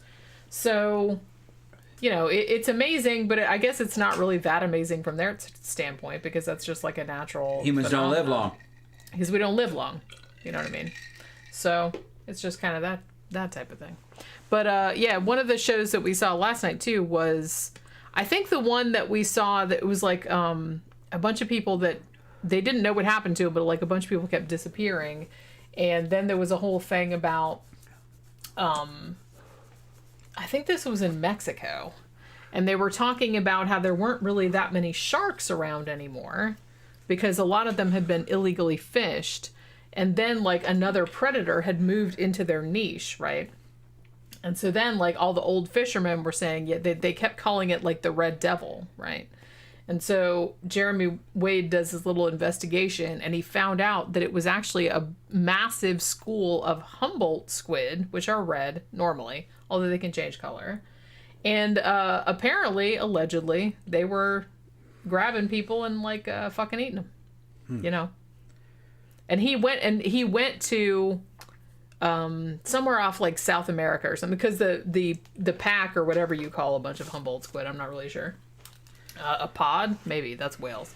But he went like a long way and then like they had moved on to another location and he went out in a boat and he's like, I couldn't not catch Humboldt squid. He kept like catching, he caught like a zillion of them. They weren't massive. A school of 1,000. Yeah, there was like a huge school of them and he just kept bringing them up into the boat. They weren't big, but he's like, if you fell into the water right now, be eating a lot. They'd probably just fucking eat you. They eat each other when they get mad. fourth drawer down says many species get cancer as they get older. Yeah, that's because there's errors. There's genetic errors in their genome. Well, that's kind of what cancer is. Right. It's just an error. But things like sharks don't have those errors, evidently. They've been around for too long. Or have them fewer. It's just fewer, I guess. That's an ancient species. Any problems would have been long since ironed out, I'm sure. Yeah, you'd think. Same thing with the horseshoe crab. They're damn near indestructible. And almost like something from another planet. Which, theoretically, if you can do gene editing, you could take a human genome and maybe perfect it. Get rid of all the fucking problems and all the junk DNA. And once you did that, maybe it'd be feasible to have a 500 or 600-year-old human being with no real sign of. Well, I'm pretty sure that that's coming. Yeah. I mean, because genetic engineering, I mean, yeah, it's kind of in its infancy, but I think it's gonna go that way. Yeah, it has to, because for some people, the normal human lifespan is not long enough. I'm 53, and it doesn't feel like it's long enough. I could do. Yeah, I got shit I gotta do. Yeah, I could deal with another 100 years, no problem. Yeah, I could too easily. Yeah, I could keep myself busy. Oh, I totally could. Yeah, and what would be cool about having a fucking 150-year lifespan, 200-year lifespan, is that you could take a decade off. And you're not. And you wouldn't feel bad. You don't really feel it. Like, fuck it, I'm gonna rest for 10 years. Yeah, just sit around, work out, and eat. Look at porn for about 10 years. And then I'm gonna fucking jump back, and then I'll go back into the world. Well, I think that's the shittiest like vampires. thing. Well, yeah, that's the shittiest thing about how short our lifespans are. Right. And this is something I think about a lot, like especially since I've gotten a little bit older, is that I feel like I can't take a break or I'm like wasting time. You know what I mean? And it's shitty because I shouldn't feel like that. I should be able to relax, but I can't. Victor Garcia sent a $10. Thank you, Victor. Sent a $5 chat saying, I got my owl shirt. It's badass. I think he's talking about the Tyrell shirt. The Tyrell Corporation More Human Than Human shirt. Yeah. Did I mention earlier that No Need for Me Too wanted a cat shirt? I'll get him one. Oh, okay. Yeah. We have to make one. I think I told it to you before we started streaming, but I don't think I said it on. Yeah, I don't know. It's got to be a size of a cat? Yeah. For a cat? He wanted the shirt for his cat, Carpet. Okay. And I was just kind of like... We could work something out. I was like, well, shit. Yeah, we can make that. I was like, while I'm doing that, I might make one for Pookie, too. I don't know if she'll wear it, though. She probably won't. She'll get all Here's another shirt that we're selling right here. This is one of the new 13 O'Clock podcast shirt. It's got Jenny and me, and it's got Pookie in Beijing. And it's made like a Ouija board. Yeah. That's my favorite So we're selling it. If you're interested in a shirt like this, you can drop us $20 in the super chat for a limited time right now. Drop $20 in the super chat, and later on we'll hook it up. I'll send you one of your Well, I mean, I size. need you like your size and your address. You need your size, yeah. Contact you there. But yeah, I just sent one to Australia yesterday. So, Gadgy3 says 53. You look better than I do. Well, like I said, I'm using technology and I'm using knowledge and training. What we know now is a lot more than what we knew back even 10 years ago. I just shit, man. I remember looking at my parents' yearbooks. Thank you, Victor. Give me the Ouija shirt. Okay. All right. All right. What size you want? Yeah, just tell me what size. I think we might have Victor's address already, don't we? Yeah, I think I do, but just in case. I'm pretty sure I do. Yeah, contact us just in case. Yeah. Any more out there? We've got $20 for a shirt. I'll send you $20 for a shirt. $20 for a shirt. What I was saying is the knowledge is out there, but general practitioner doctors say, like, for y'all peasants, they're not into that shit, and they don't know much about it. Well, no one loves peasants. Nobody loves you peasants. Rich people have access to all kinds of weird shit that they don't talk about because their friends are doctors. They don't go to hospitals. They go to their fucking compounds and work on them, doing weird shit like blood transfusions with young kids that have fucking hormonal fucking processes going on in the body. So it's kind of like HRT for them. Evidently, like the blood of teenagers transfused into the body helps reprogram your fucking blood marrow, your bone marrow. Who knows? Who knows? But these are rich people with access to a lot of technology that are getting into all that. Also, they're all doing HRT. They're all on hormone replacement because they don't make enough hormones to stay healthy. So they inject them into themselves, which makes a big difference. I've been there. I'm doing that now. It peels decades right back off you. You're like that damn lizard or that alligator that's 150 years old. You continue growing instead of shrinking. And you guys have seen the difference in me fucking the past 90 days that I've been on that. I worked out for 2 years and I got lifted and I got good progress. But it started to stall out. It was too hard to maintain. It was never really could recover or heal up. Felt like shit. Grumbling in my sleep a lot. Fighting it constantly. Go on HRT and solved all that dumb problem. The only problem it didn't solve is that I keep attacking Jenny. She's running from me. She's sick of it. Too much dick. Too much dick. She's not into it. But no. It's not that I'm not into it. It's just sometimes I'm in the middle of both. I understand. But you don't understand the power of the fucking. No, I get it. I get it. Yeah, the white snake. Well, that's what I was like when I was young. Yeah, it's like that. See. Well, not quite that bad. You hang on pretty well, no matter if you're male or female. But around 35, if you're a male, testosterone production starts to decline. It's just part of your genome. You're built that way. So after 35, it starts to decline, and a lot of your secondary sex characteristics start to fade, and you starts to get to where you get fat and you can't get weight off you. You work out and you can't build muscle, and you can't burn fat either. And then your vitality starts slipping away. You hit 50, and all of a sudden, for a lot of guys, it hits rock bottom. Depression comes in.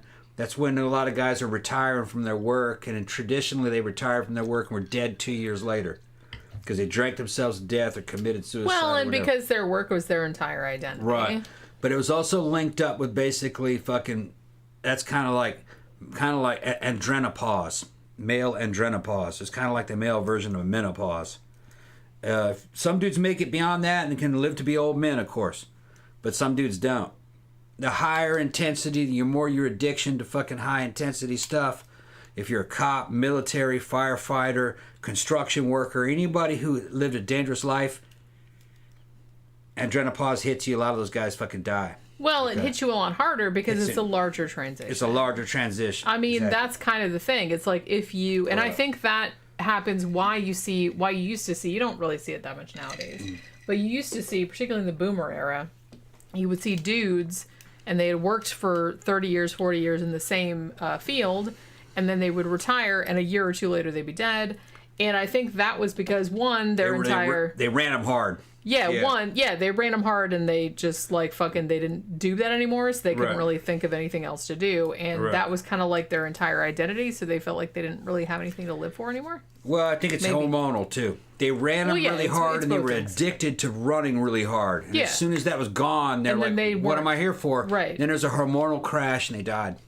And the thing about it, too, is that a lot of them, you know, now they're suddenly home all day. Yeah. And their wives are kind of like, you're just in my way. I'm trying to do the shit that I'm normally doing around the house, and you're just like a lump sitting there. And it's just kind of like, so they kind of felt like even more useless, I guess. So there was that whole issue as well. Like I said, that was mostly a boomer thing, I think. But hey, with modern technology, the medical knowledge, fucking YouTube and everything, and veterans and everybody, veterans, the military, police, fucking any high action, even your athletes and stuff, they all know now because of YouTube, we can all talk to each other. These dudes that come out of Special Forces and Delta, the first thing they do is go on HRT. As soon as they retire, because everybody knows now. A lot of these guys that get diagnosed with PTSD, they start shooting them up with fucking test. And the PTSD symptoms go away, which I had that. A lot of my symptoms of PTSD went away. Because it makes well, you had that bad, like, especially when I first met you. Yeah. And it's because you immediately go back into a mental positivity. Not negativity, but positivity. It's a big difference.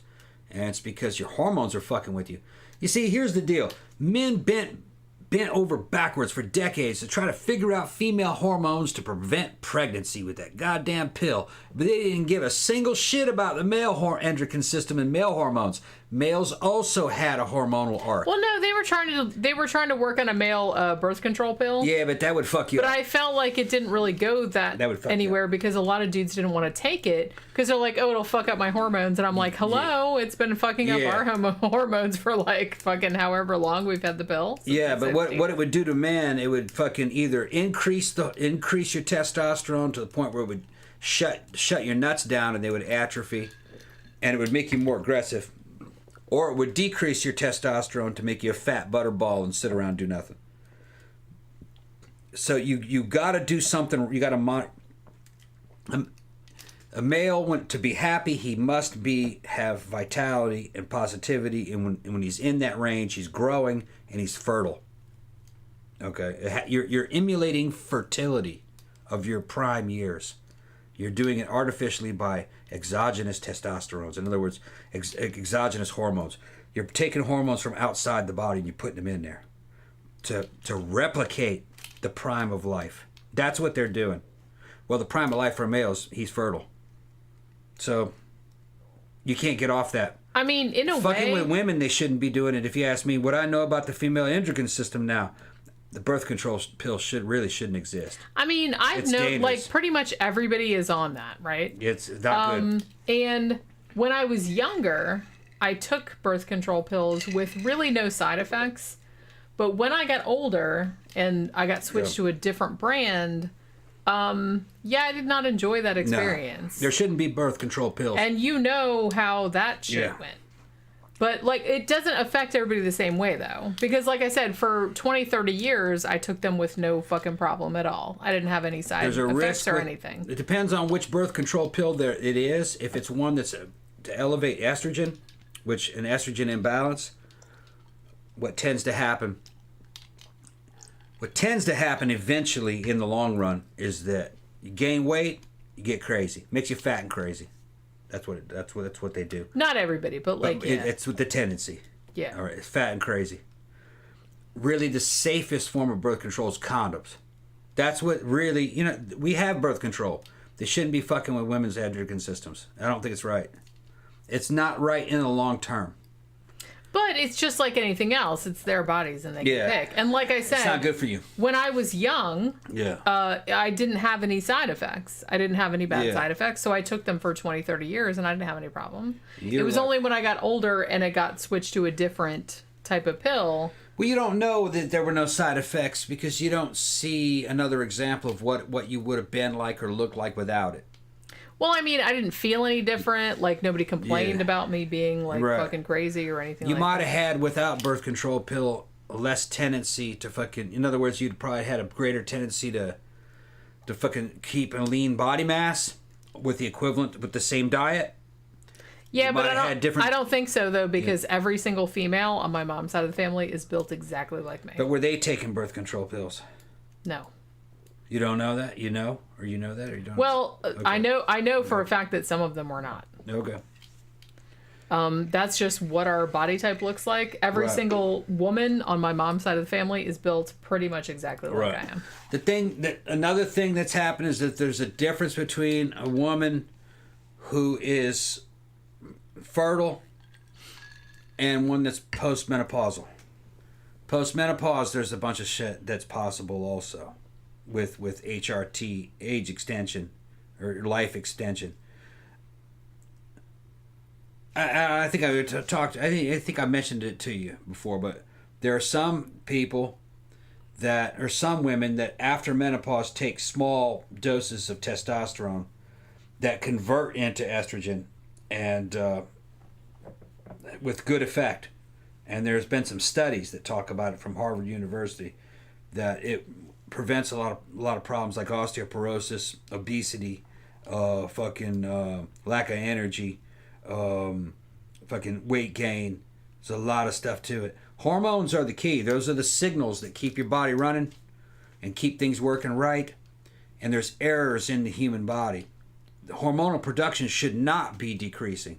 It doesn't decrease in more primitive animals like these damn sharks and these turtles. Their shit's about the same. It decreases in us just because that was the hand we were dealt through evolution. Now, some might say, well, having hormonal values inside your bloodstream for that amount of time long term might be bad. It still wouldn't matter. You'd die anyway. Okay? It would be worth it to die 5 years early, but to fucking be healthy in that final 50 years. You know what I'm talking about? Well, like I said, everything's a trade-off. It's kind of, and it's kind of the thing where you don't know. You don't really know at what age you would have died had you not intervened in anything. So it's kind of like, oh, I died when I was like, 70 or whatever. But it's like you might have died earlier. You might have died later. You don't really know. The only thing you can do is go by human experimentation from the past. And most of the human experimentation in this country was illegal because it was people messing with anabolic steroids. Most of them at this point were men. Some men abused anabolic steroids and died early. Other ones used it at light therapeutic doses and seemed to have good results, which would be like Jack LaLanne. Jack LaLanne used anabolics. He was very light with it. And he lived into, I believe, his late 80s. And he did die, but he died in his late 80s. But he died strong and in good condition. Because steroids kind of looks like testosterone. It's kind of like testosterone replacement. It's more targeted to muscle. I think I'd use testosterone instead of steroids, but I think he used shit like Anavar. It's kind of hard on your liver. But he lived. He lived to, I think it was 80-something years old. Well, and like I said, a lot of times it's hard to say because a lot of people's, everybody's genetics are different. Mm-hmm. Because everybody has stories of, somebody that died that was real healthy and died real young, like my uncle did, who died when he was 32. Yeah, some people aren't built to live. From a brain tumor. Yeah. And some people know people that drink and smoke their whole life and never they died. Lived till they were fucking 95. Yeah. So genetics obviously has a component. Very much there's so. a component there. Your lifestyle matters. Right. But I don't know. And this goes to, if you're in the fitness scene and the bodybuilding scene, once you understand what these hormones, these compounds that they're taking, they all work out. They all take that stuff.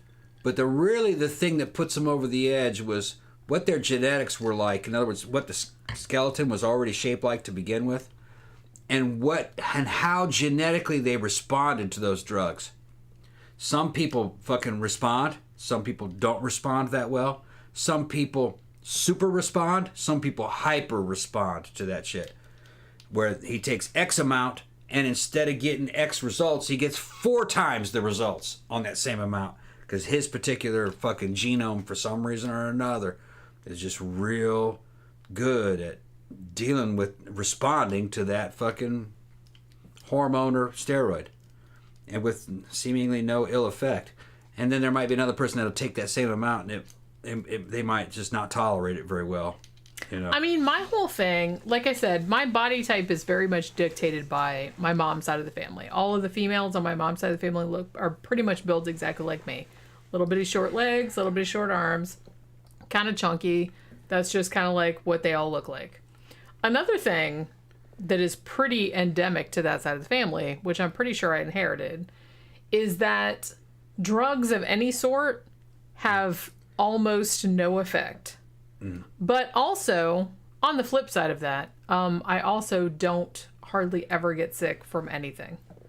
Anything that's, chicken pox, anything like that as a kid, I would get it and it would be super, super minor. So I get that, I'd get a cold or a flu, it would be super, super minor, or I wouldn't even get it. And that it's been like that since I can remember, since I was a little bit of a kid. But conversely, when I've taken medication, also doesn't do shit. Yeah. It doesn't do shit. No need for me too just showed up. Hey, what's up? Somebody was saying that their mom took, I think, postmenopausal fucking hormones for years. But and then he still saw her calendar hanging up, whatever that was all about. Well, yeah, you have to Yeah, I don't know. I don't have the context. But that's the thing. I always kind of felt like, because I just how long ago was it? I went through menopause. I'm 48. Yeah. I'll be 49 this year. I'm pretty sure my mom went through menopause about the same age. Maybe she was in her early 50s. But I kind of feel like a lot of people told me, "Oh, it's this big fucking thing. Oh, it's gonna suck. It's gonna suck so bad." And yeah, I'm sure it is for some. We ran into Tina. Yeah, and and it was really bad for her. And I know it is for a lot of things, but for me, it was just kind of like, wait, that was it. It's just I had like a few hot flashes for like a few weeks, and I was like, oh, it's kind of hot in here, and then that was about it. It might have been. The thing I was like, oh, that was it. All right. The thing is, though, is you probably would have. Some women are running off of a fair. Every woman runs on their own little hormonal fucking plateau. You know what I mean? You might not have been all that hormonal. Did you have real bad acne when you were a kid? No. Then that's probably part of it. No. I always had lovely, clear skin. Yeah. My friends were always like so jealous. Yeah. So like you never like I would get a zit every now and then. Yeah. But even like all through my teenage years, I had lovely, clear skin. You may have not have been super hormonal to begin with, so the lack of it really wasn't that much of a shock. Well, I feel like I was in the sense that, I was real, I was real, like, horny all the time. Yeah. That doesn't really mean much. But other than that, I was, like, pretty chill. Yeah. I didn't have all this kind of, like, oh, I'm so, like, emotional or whatever. Right. I was pretty, like, level. Yeah, I think that's probably what it was. And maybe that's why, like, because my levels were always, like, kind of... Super hormonal women are fucking usually nuts. Sexy, but nuts. Emotionally volatile. See, I've never had that. I'm pretty chill, right? Yeah, like I said, it's just, you're like fucking dating a dude. You're just reasonable. And I'm not used to a woman being reasonable. You can basically reason with her.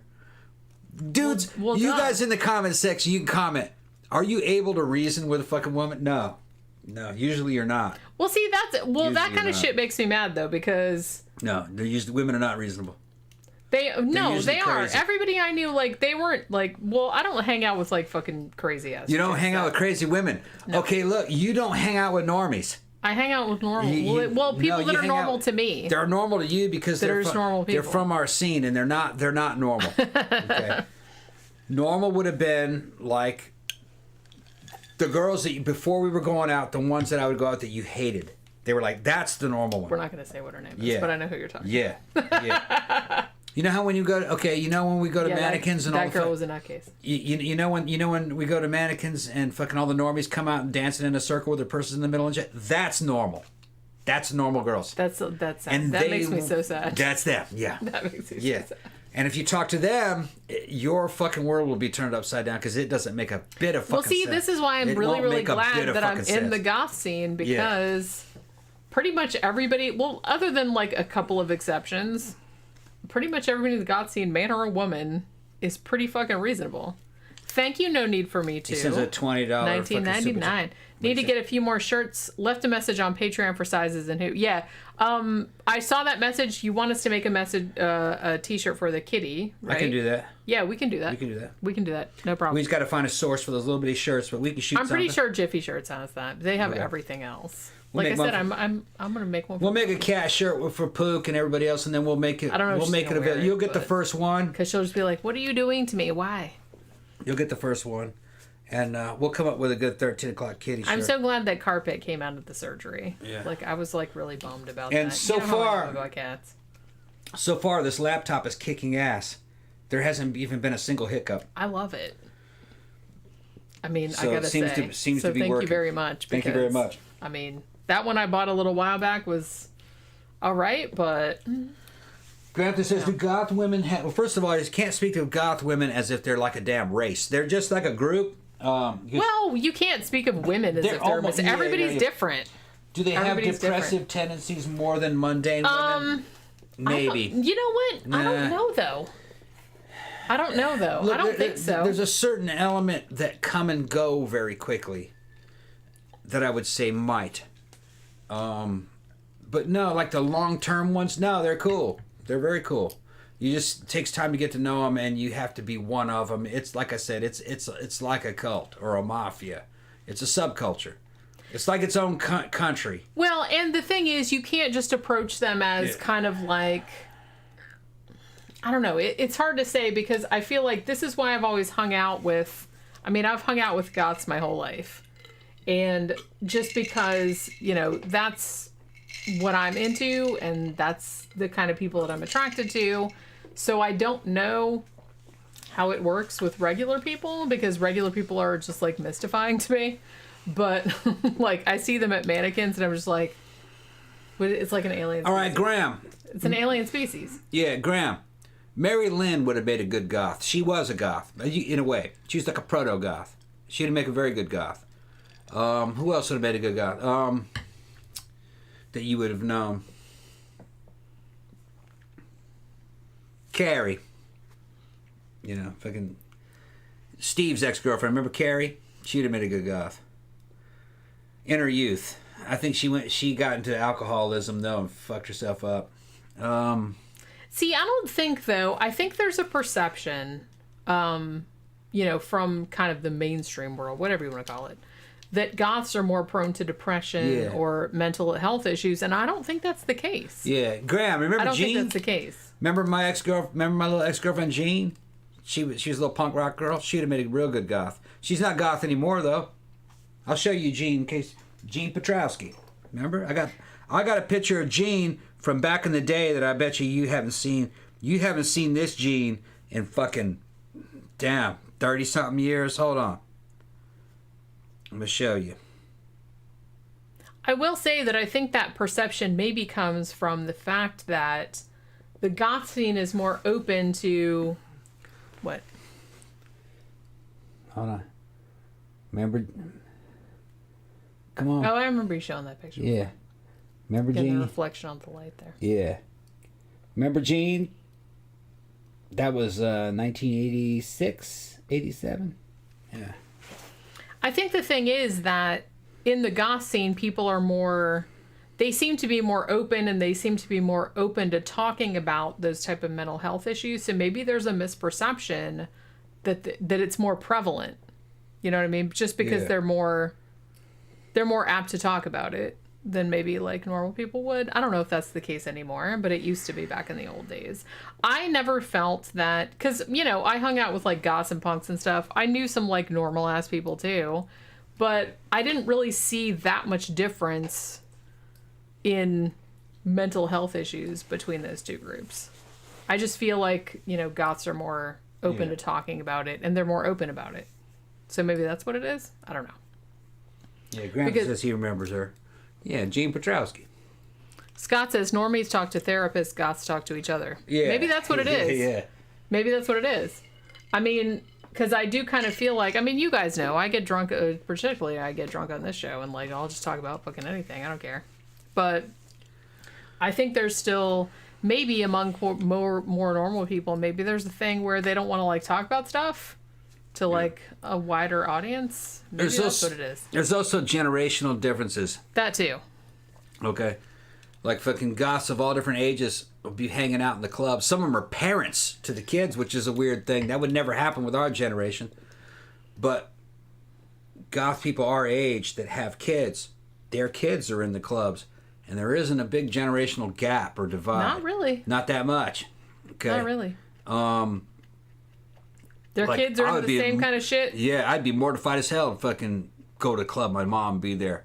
But no, they have fucking girls in there fucking hanging out with their moms and this and that, chasing dudes and shit. And it's like a tribal type situation, and they're all jamming to the same music and shit. It's not really, it's not crazy. Normal. It's not normal from our point of view. It's the new normal.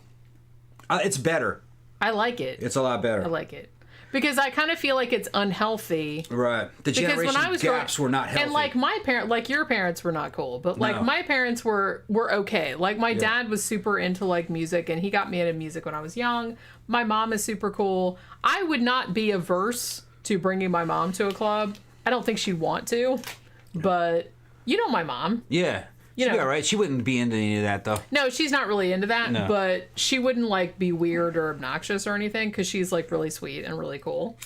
But, my dad was, like, super into music, and he'd probably be, like, all right with it. But, I can say, like, a lot of people that grew up in our generation, like Generation X, like, your parents were lame. Yeah. You didn't want your parents, like, that was, like, super embarrassing. There were certain generations, and the boomers were kind of one of them. They really got off on righting wrongs and setting people straight and fixing things. So if they saw something that wasn't what they would consider to be right, they would try to condemn it or something. Oh, that's not good.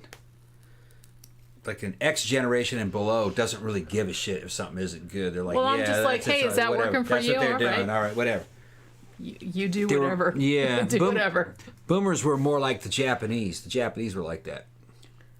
Well, I'm really, really glad that that mindset is going away because I really don't like, oh, this is the way we do things and that and we can brook no opposition. Right, yeah.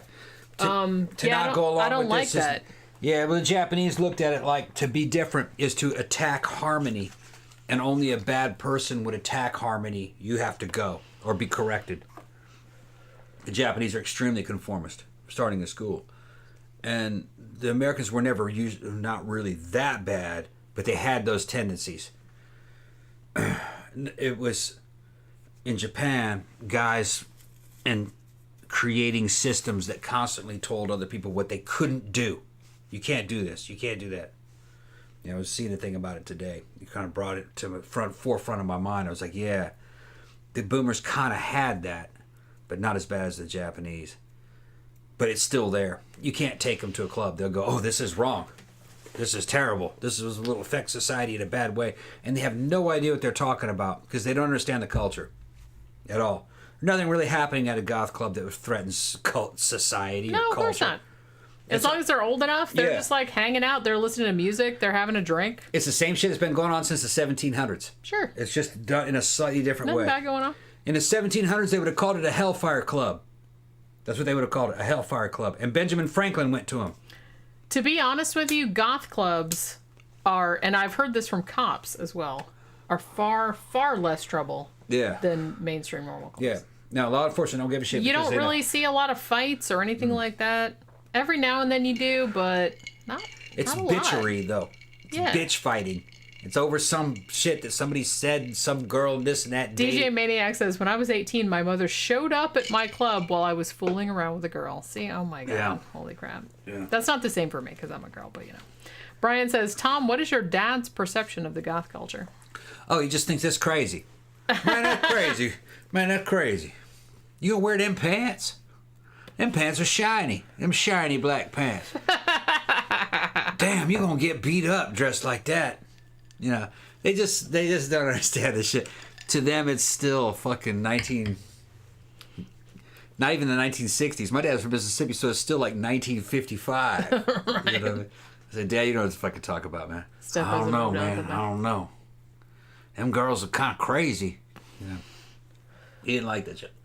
Which is weird because, like I said, I don't know. Maybe it's just like my perception, and like you said, I'm a weirdo. I guess I own that. But, to me, like it's always seemed like pretty normal. Like, and it's not all that weird. Nobody's doing anything crazy. Nobody. Well, they did take Aurora, stick hooks in her back, and suspend her from the ceiling. Right, but that's not that weird.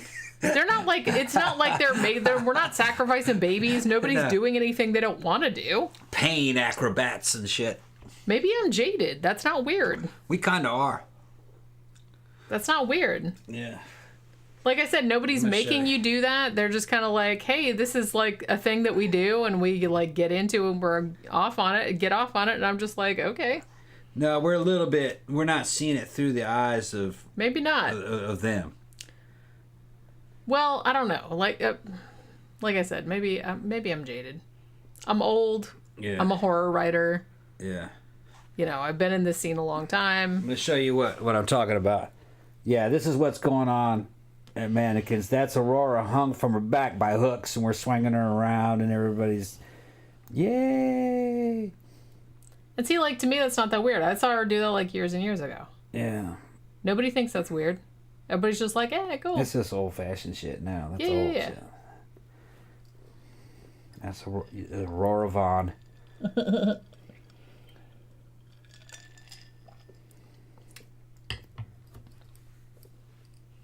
That was just That wasn't that long ago. That was just like a couple weeks ago. A couple weeks ago. Maybe a month ago? Maybe. Yeah, that was out back on the patio. Yeah. She did that before, like, the Grotto.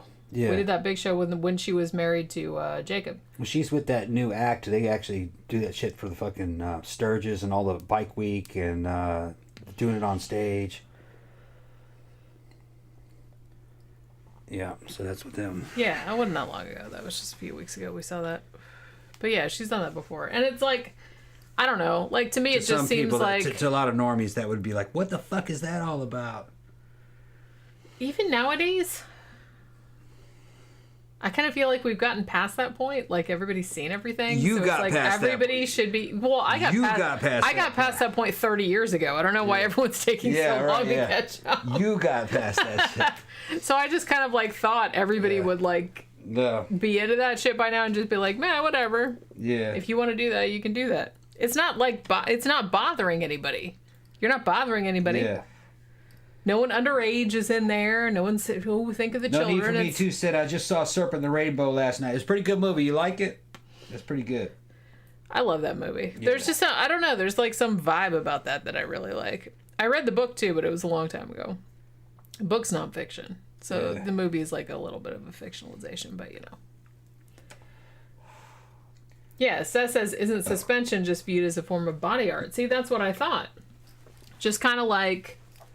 Shit, man, when I got my first tattoo, whenever that was, late 80s, early 90s, whatever it was, the dude that gave me the tattoo, and it wasn't massive, but it was on my arm. It was an owl. It's been covered up since then. And he was like a biker, because it was in Daytona. And he said, "Are you sure you want this tattoo on your arm? Because people think things about girls that have tattoos on their arms." And this was, I think... early 90s. It's ridiculous. He wanted to put it somewhere that would be easy to cover up. Yeah, right, yeah. Like on the back of my leg or something like that. And I was like, dude, what the... Yeah. I was like, no, put it on my fucking arm like I'm paying you to do. Now, that same night she was swinging, this is that same girl, all right? And she's got to be pushing 40 now, huh? She got to be pushing 40. She's quite a bit younger than us, but yeah. She's got to be 40-something. And she's got at least 2 kids, all right? And... she just, hold on. It's just kind of normal shit to us. But that's who that was, swinging. Fucking Aurora. Yeah. That was Jenny there by the door. That's out front of mannequins. Yeah, that's out in front of mannequins. Was that the night I was dressed like Bride of Frankenstein? Yeah, it was. I think it was Bride of Frankenstein. That was halfway to Halloween. Right. Halfway to Halloween. But yeah, I don't know. I guess we kind of got like ahead of the shit. Maybe. Yeah, we had a big head start. All our generation did. There's still just so many people that don't know what that is and like think that that's very strange. Well, what's weird to me is that sometimes you don't see it so much at iBar, but at Mannequins, which is downtown Sanford. And you get a lot of, like, kind of just people that wander in from the other bars or restaurants, like, in downtown Sanford. And Sanford is, like, a lot smaller than Orlando. It's right outside of Orlando, but it's a lot smaller. And you sometimes still get people in there that are, like, probably young enough to be our children. Yeah. That are kind of like, and they don't really know what's going on. Like, they think it's weird still. And, like, that is super bizarre to me. But what's funny is that, like, the fucking Warlocks Motorcycle Club instantly knew what that was. And like, oh, yeah, okay, great. Oh, this is great. Isn't that funny? They knew all about subcultures. Well, I grew up around bikers, so I know. Yeah. Like I said, I'm from Daytona. Yeah, they don't hassle anybody. So, bikers were kind of like... Yeah. We always had bikers there. I don't know. It's just like a weird thing. So it's not weird that like bikers don't like but bikers just don't like normies. They don't have anything against goths. Yeah, they're like yeah. Well, like I said, you remember for a time when we had Venue 13 and we had it at that kind of bikery bar, and like half the bar would be like goth industrial people and like half the bar would be bikers. We never had any trouble. Yeah. Like I said, I grew up in Daytona Beach. Our big things are bikers and spring breakers. Yeah. Who would I rather hang out with? The bikers. Because the bikers don't bother you. The spring breakers are assholes because they're all like frat boys and shit like that. And you know how that shit goes. I still don't like frat boys. And a lot of them, like, they kind of show up at the bar and they're like, they're the ones that cause all the trouble. Yeah. No need for me says sexy. I spent under $200. I don't know what you're talking about, dude. There's no context there.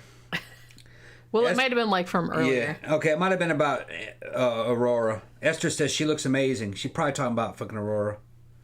Yeah, Aurora's cute. She's been around forever. Yeah, we've known her a long time. We've known her fucking forever. Like I said, her ex-husband did this tattoo. Yeah.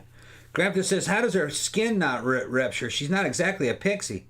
No, she's kind of muscular, actually. It doesn't go into her skin, man. It's going through her fucking her muscles. Yeah. It goes through her muscles. Yeah. So it's being supported by meat. Yeah. Meat. Oh my God, it's still daylight. It's the same shit. Still daylight. Yeah. It's the same shit. Same shit fucking Native Americans would do, you know, where they were hanging people from the fucking tops of the lodge poles like out of damn man called horse, you know. Kind of just a test of bravery. But the secret to it though is that it gets numb so they don't feel it really once it goes through there, and it's just they start pulling on it before they even suspend them. So it's numb. But still they're pain acrobats, you know. I wouldn't do it. But they'll do it through the backs and then through the tops of the fucking legs, through the knees, and they'll be suspending them in different points and fucking taking things out and spinning them upside down. And then she'll fucking... One time they had her spinning by her back, and she put her little daughter out there, who's a little girl, you know, and she fucking swings by and grabs her daughter, and she's fucking holding her daughter swinging through the air. But add more weight to it.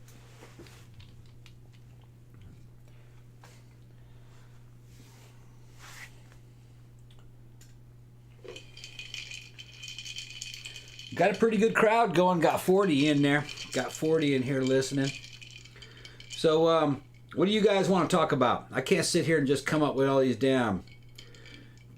damn conversations about fucking martial arts and fucking hanging chicks from fucking hooks and shit. You know, I can't talk about that all day. Just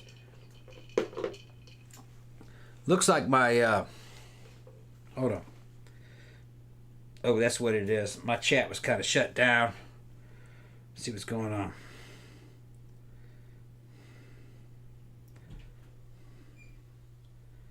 Yeah, I had damn top chats on instead of... Esther says, Tom, I'm a normie. I've seen and heard everything. I'm very jaded. Okay, that's good. Then you're not a normie. I mean, yeah, it's, like I said, it's maybe jaded is... Yeah. Look out. I'm trying to, like, bump my head No on need the for microphone. me too says, love that ass. Yeah, man, we got into a fight, me, Jenny, and Sonia, over fucking Aurora's ass one of these. Remember that when we got in a fight over Aurora's ass? Oh, yeah, that was a while back. Yeah, fucking... She was jealous because fucking Tanya's fucking skinny. Sonia's skinny. Yes, I'm fucking drunk. Yeah, Sonia's fucking skinny. Okay, she had big boobs and she was skinny. Yeah, she weighed like maybe 90 pounds. Yeah, she's a little bitty skinny thing. Big implants in her. She looked like a fucking old school 80s bimbo. And we're talking about like on a fucking Cher Bono level, but she can do Cher fucking perfectly. All right, because she looked like that. Okay, and she was going on about Aurora's fat ass, and I went, "Sonny, what are you talking about, man? Aurora's got a fucking nice ass. What are you talking about? Her ass is not fat. Yeah, and so what are you talking about? She has a nice ass. She was just fucking hating. Her little skinniness was fucking hating on that ass. I said, I don't know what the fuck you're talking about. Her ass is fat. Me and Jenny were just laughing. Okay, Sonia. Well, we were pretty like hip to her games, by yeah, I know her games. Whatever was a good feature about you, if you were mad, she'd attack it. That's what it is. That's a bitch move, you know. And it's a really like transparent move. Yeah. Everybody knew her fucking game. Because that was kind of her thing. Yeah. You know what I mean? Yeah. Because she was real skinny. Yeah. Which, you know, a lot of people like that, and a lot of people liked how she was built and stuff, but if you had like a little bit of a butt or, bigger boobs than her or something like that, that was exactly what she would attack, and you knew exactly like why she was doing that. Because she was mad at you because she didn't like that you had a bigger butt than her. Yeah. Because she didn't have a butt, really. No. I remember something that you said about her, although it's kind of mean, so I don't know if I want to say it. Yeah, you can say it. I don't give a shit. That she looked the same from the back as from the front. I think I said that to her too, didn't I? I think you did. Yeah. I think it says because I used to drive her.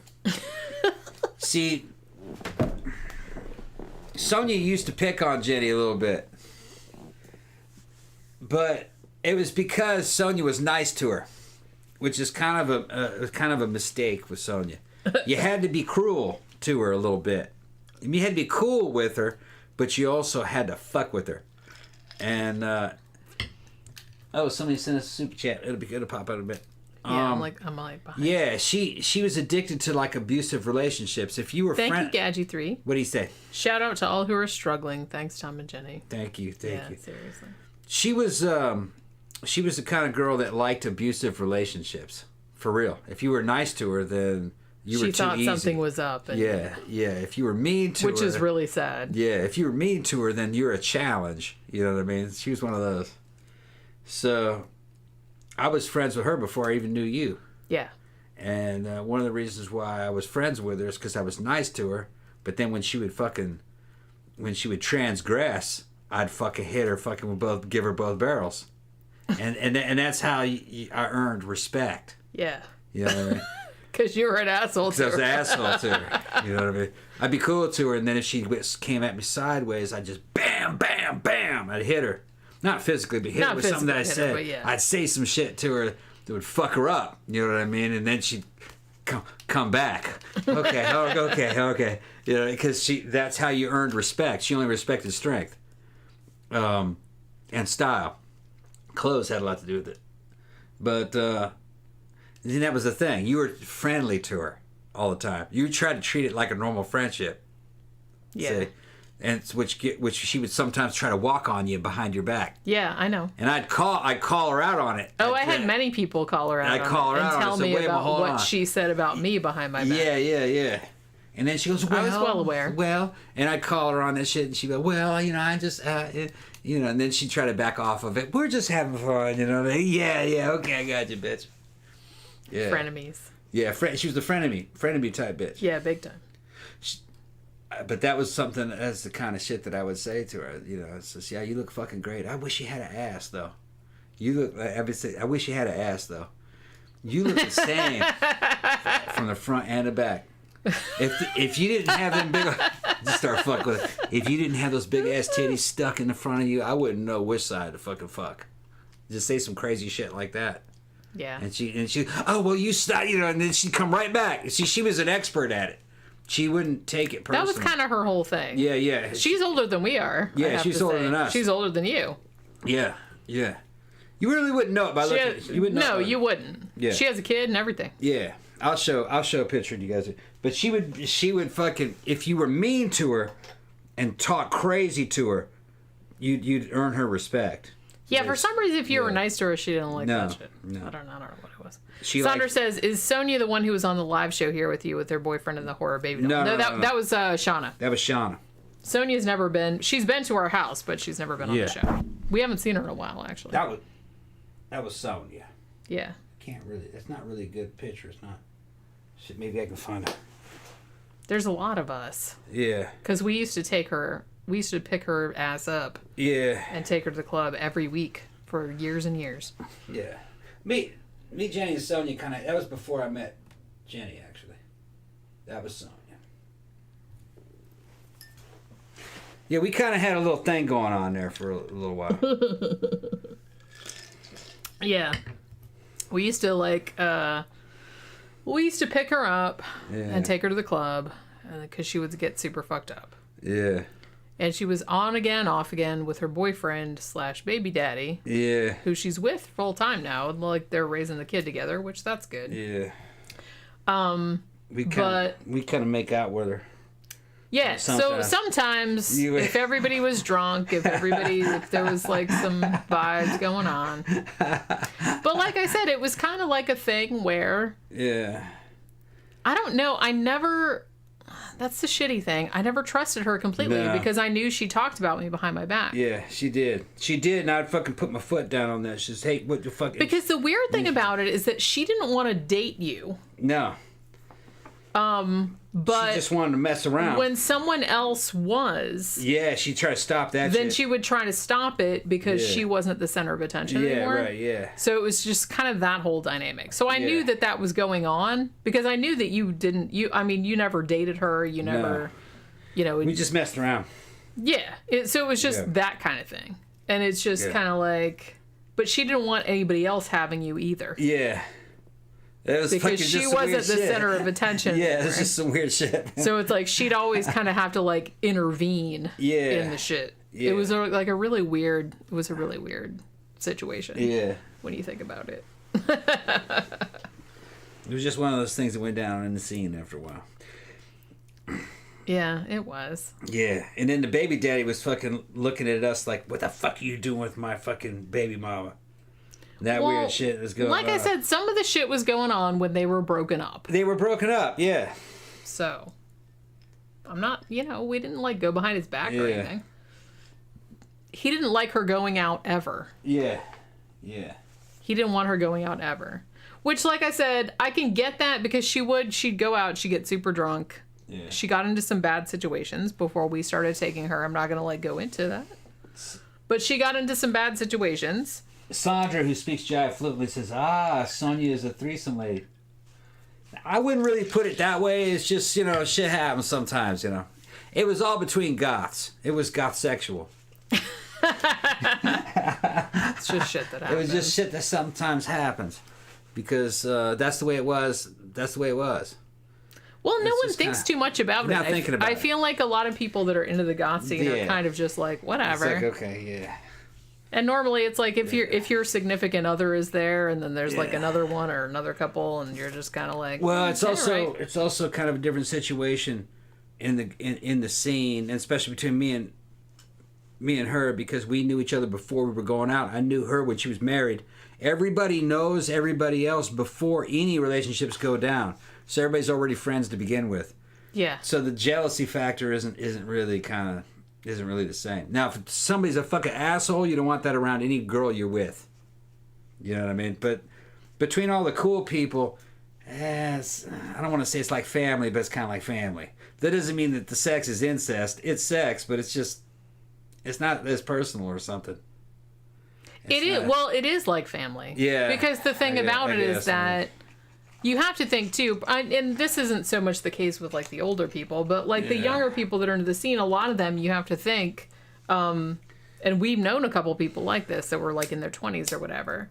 Their parents like kicked them out, or they did, it's like, why you look like this? Why are you doing this? And it's like, so they don't really have any place else to go. So they come to the club and they meet some people there. And it's kind of like it's like family, but it's not. Yeah, it's not. So they found a family that they didn't have. Yeah, before. but it's not like you're having sex with a family member. That's what it's. Yeah, it's like not like that. Yeah, when we say it like family, it's not weird like that.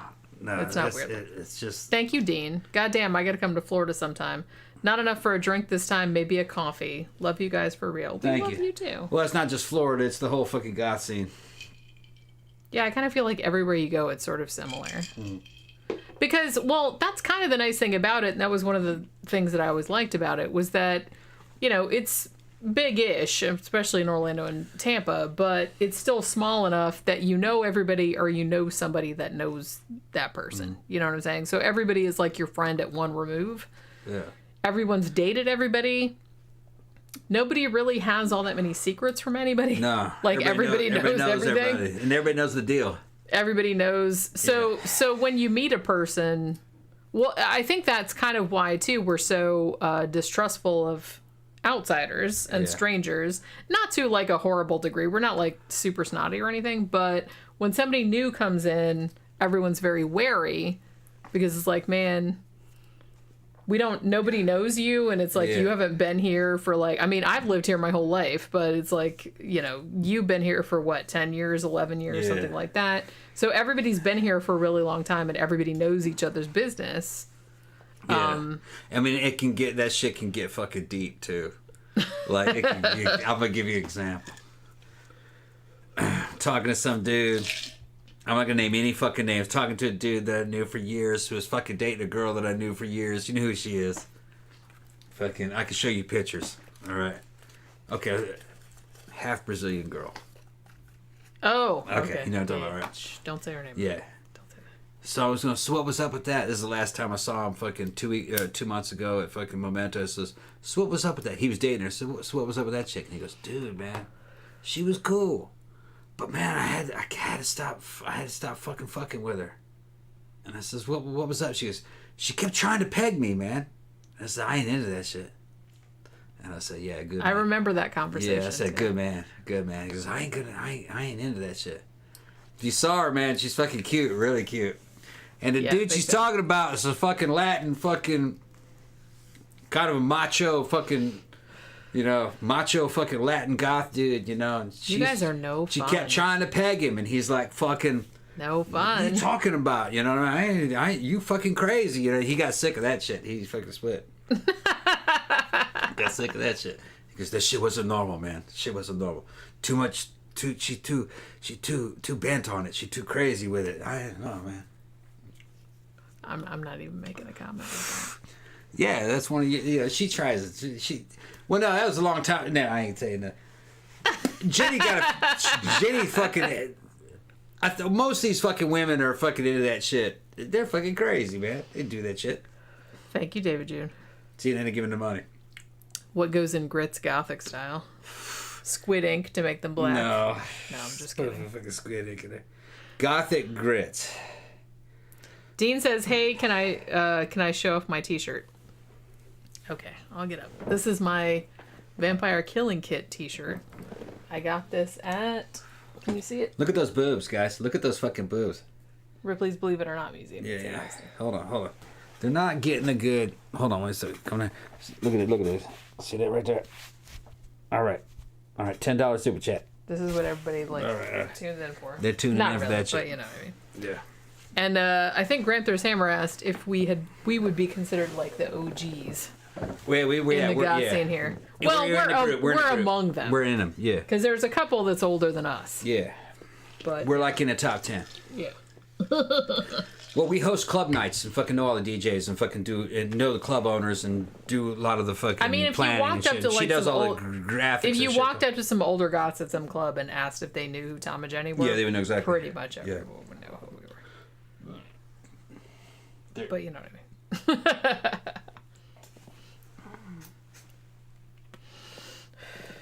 No Need for Me says, pegging is not for everyone. Some chicks are way too aggressive. What happened? What's that? Some chicks are way too aggressive with the pegging. They're trying to peg the fuck out of motherfuckers. And the straighter you are, the more they want to peg it because they're trying to take your virginity. Yeah. And the fucking man's going to be going like, what the fuck are you talking about? And then like Sandra, who speaks jive fluently, German jive, she goes, Tom is always, I don't tell that shit. And then he tells the shit. Yeah, man, well, that's my style, man. That's a style. That's kind of what he does. Maybe they don't have that storytelling style in Germany, but I suspect somewhere in Germany there's some asshole like me using that style. Probably. And he owes me money. Because you have a copyright. I got a copyright on this shit. Scott asked, does Visage still exist? No, Visage is not there anymore. I remember it. I went there back in the day. However... we do still have one of the main DJs from Visage, Paul Vane, who DJs every, I believe, Friday and Saturday at Mannequins. So they're still around. Yeah, it's still around. David June says the government making sure we check out those boobs. Yes, indeed. Camp Guy says, is pegging where they use a strap-on with extreme prejudice? Something like that. I think there's many different variations on it. You have to fucking confer with these perverted-ass fucking chicks, man, that are into this shit. We're not perverted. That's not perverted. They might try to come at you with a fucking broken broom handle, some kind of big old black rubber dick coming at you, just some crazy shit. You know what I mean? That women have these fantasies. Oh, and dudes don't? But women aren't allowed to. A man's fantasies don't have anything to do with violating a woman's nature. Yes, they do. I don't think What so. are you talking about? So. Of course they do. No man's ever going to try to put a mustache on you. Make you dress like a man. Don't say that, because you know that there's like at least a small group of people that's going to try to put a mustache on a woman. Going to make a woman into a man. Yeah, you can't say like, oh, no man's going to do it, because I guarantee you there's more than one out there. I guarantee Sandra, that is more than one person's fetish. I guarantee it. Sandra, get down here, man, with your fucking tube top and your flat chest. And I'm going to put a mustache on you. We're going to make a whole video about it. It's going to be a fetish video series. It's called Masculinating Sandra. That's what it's going to call. Going to be hormone therapy and everything. Yeah. Yeah, when I'm done with you, I'm going to make you a man. I don't think I would want to be a man. Nah. Doesn't really sound like much fun, to be honest with you. It's only good for certain things. Well, not very many things. Now, what are we talking about? Let's see. It's not very many things. No, it's good to be a man. Well, I'm just saying, like, if somebody asked me, "Hey, want to be a man tomorrow?" No thanks. Well, you're a woman. Why would it's no fun being. It's no fun being a woman. Tila jumps in here. What's up, Tila? I'm not saying that, but if I could choose, I don't know. It just doesn't sound like that much fun. Well, life would be a lot simpler, probably. As a dude, I kind of feel like that. There a lot of my problems would be solved. But I don't know. There's something about it that just doesn't appeal to me. Let's see. Where was it? Scott says, wasn't it Electric Avenue before Visage? I think it was, yeah. Tila, oh Lord, is that what we're talking about now? Yeah. Tom loves to talk about pegging. You know why? No, we got on this subject because I fucking brought up another fucking situation. A friend of ours. And her. I'm gonna go to the restroom. And the girlfriend was trying to do that. Drink when you come back. Okay. Well, here, give me your thing. When I come back, I'll make you one. Don't take it in the bathroom with you. No. I don't want to like all those fucking germs. I can't believe it's still fucking daylight out. That's crazy. But yeah, so he brings up pegging. I don't know. He's into it secretly. Thank you, Gadgy3. I remember Tom saying boobs. He always has boobs. He's so boob fixated. That's the only thing. Okay, so that's the only thing that I think would make me. I wouldn't mind being a dude for like a day just to see what it was like. But I don't know. I kind of feel like I feel like your life would be a lot simpler because I don't know. I kind of feel like their thought process is just like boobs, boobs, boobs, ham sandwich all the time. Is that true? Because I kind of feel like that's what's going on. They don't have all this like complicated shit going on. At least from what I've experienced. Because I'm kind of like and I know Tom is like maybe like a different case because he's had a head injury and whatnot. But even, like, dudes that I've dated, and I was married for, like, 15 years, they forget everything. They can't remember the simplest fucking shit. They can't remember what day the garbage goes out. They can't remember, like, just regular, everyday, normal life shit. They can't remember anything. They can't remember these birthdays or names or anything. And they don't have, I don't know, they seem to, like, can't be able to, like, remember or think about more than one thing at once. And I don't know if that's the case because I'm not a dude. So I've never like thought that way. But to me, it seems like very limiting. I don't know. Is that what it is? Scott says you have no idea. I don't know if you're talking to me. But I don't know. That's just how it always seems to me. I'm just like, I don't know. And I don't know if I'd be able to. Like I said, it would be easier in a lot of ways because you could just, like, blow a bunch of shit off. Because, like, I don't have to remember anything. I'm just going to, like, sit here and play video games or whatever and not think about shit I got to do. Unlike me, who wakes up at, like, 5 in the morning thinking, like, oh, my God, I have to do this. And it's like I'm making lists in my head constantly of, like, shit I have to do. I don't know. I don't know if that's, like, might be just me. Tila says, Jenny, if you were a dude, what would you look like? Ooh. Like, if I could pick anything, or if I had to pick, like, a dude that sort of looked like me. Because that's a hard question. You had a package at the front door. Have you do with that? Oh, wait, did I? What is that? Interesting.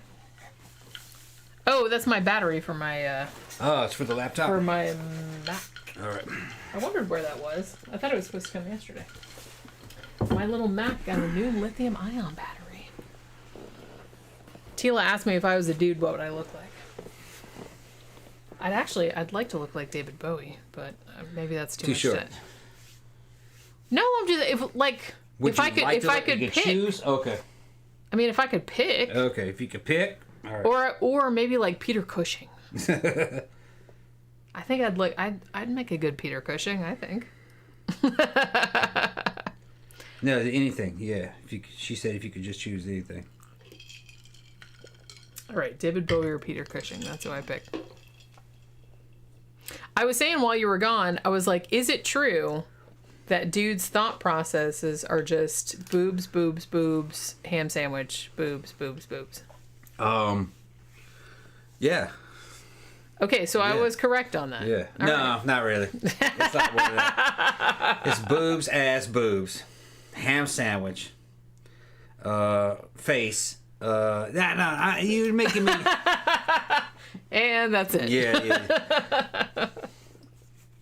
So it's just kind of yeah. It's actually none of that shit's really accurate. Most of the time, guys are actually thinking about machines. Oh yeah, I forgot about that. Yeah, most guys are boobs, engines, machines. Boobs, it really starts machines. Yeah, machines that fly. Machines that shoot things, machines that go fast, engines, machines. That's usually the thought process. And then puberty happens, and it's boobs, machines, face, machines, boobs. It's just like that. That makes sense though, because biologically, men with their bodies cannot create children. We don't gestate them, but we can create machines. And machines make sense. People don't make sense. They're not logical. Even other guys are really not that logical. When you hear two guys talking and there are no other women around, it's an exchange of information. They're talking about the history of machines, how machines work. I've heard you and Bob talking. Yeah, it's like me and Bob sitting there talking, and then we're talking about the history of machines. They'll talk and how for 2 hours. Yeah, and about cars and motorcycles, which that's cool. That's what they're into. Men make friends by exchanging information about machines. And things, sometimes. Inanimate objects. Or systems. So guys are oriented. See, this is something that I've always suspected. We trade information. And like I said, I don't know if this is true or not. Because I do kind of feel like dudes are just more object-oriented. They're not people-oriented. No. Yeah. And so it's like, it almost seems like, and I don't mean this to be insulting, but it does really kind of feel like they care more about inanimate objects than they do about people. I think so. I mean, that's just my experience. I don't know if that's the case or not. It's not in a bad way. It's just that men are very much into things that were built and machines and systems that were made. That's because it's a creation of the mind and the hands. You know what I mean? Yeah, I get that. I like that kind of shit too. That's what they're talking about. I'm just saying, but it wouldn't. Feelings aren't really involved in it that much in the process. It's not intimate. It's superficial. Yeah. But there's a depth to it that men can recognize. You know what I mean? There's like a spirituality behind these machines and what they do. And like I said, a conversation between guys when there's just guys around is very different than a conversation, say, between men and women and women and women. It's about fucking objects and machines. It's trading valuable information, or recognizing that you guys have the same information and appreciate the information the same way. That's another way. It's another way. Oh, you know that one? I know that one too. And then, you know what I mean? You heard me and Bob. Yeah, I know. We'll talk about the same thing. We both know the subject. Well, I mean, but it's not that crazy because, like, if I meet somebody else that's into, for example, horror movies or Mystery Science Theater. It's like that. I will talk to that person the same way that you talk to Bob about motorcycles or cars. And fighter planes. Right. World War II so it's not planes. that weird. It's not as simple as, like, oh, dudes talk about machines and girls talk about emotions. That's not true. If I meet somebody that's super into horror movies, that is all we will fucking talk. Right. I will talk to a person about horror movies for fucking 6 hours. You know what I mean? Right. Same kind of shit.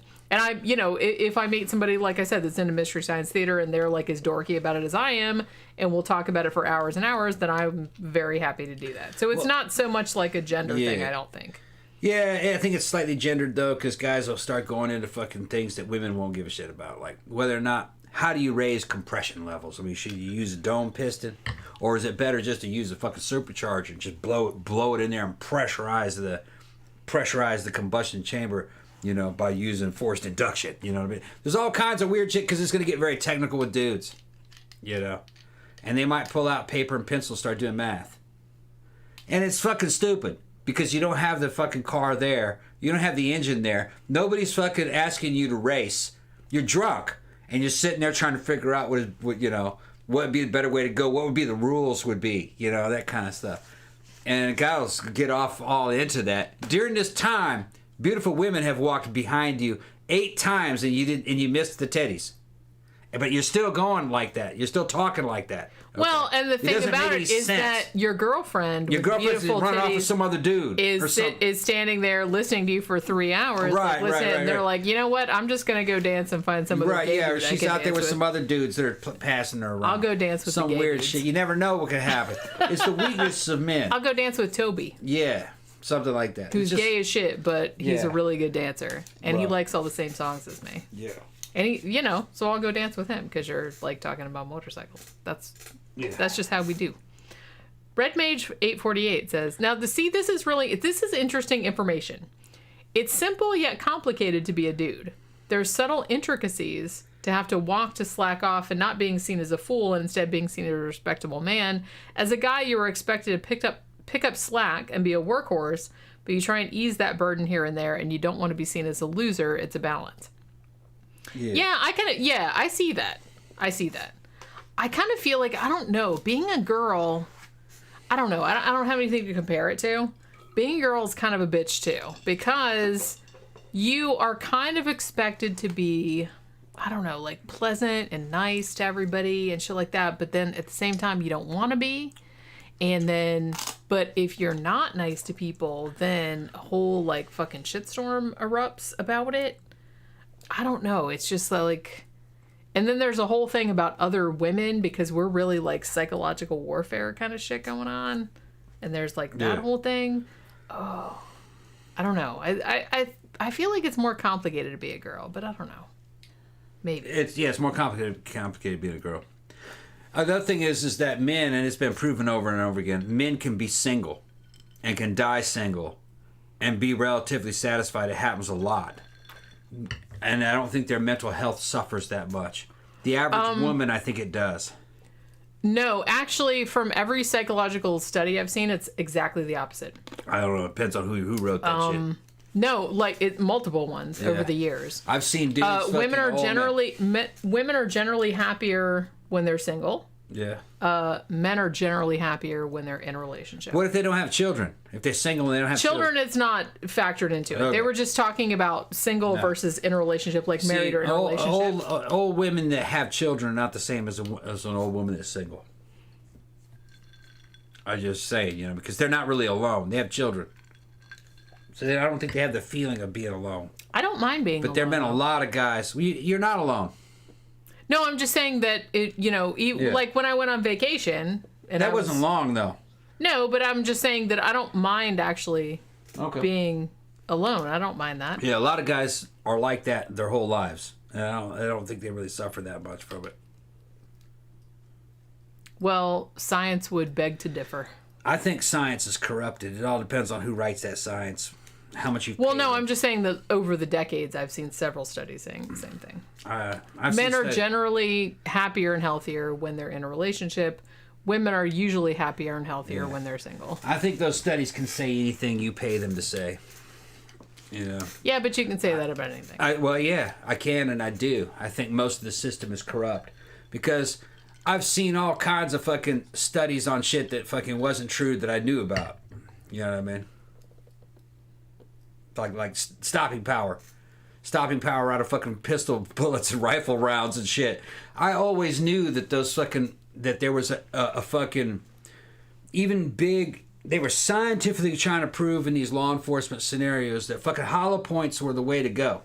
That hollow points increase stopping power.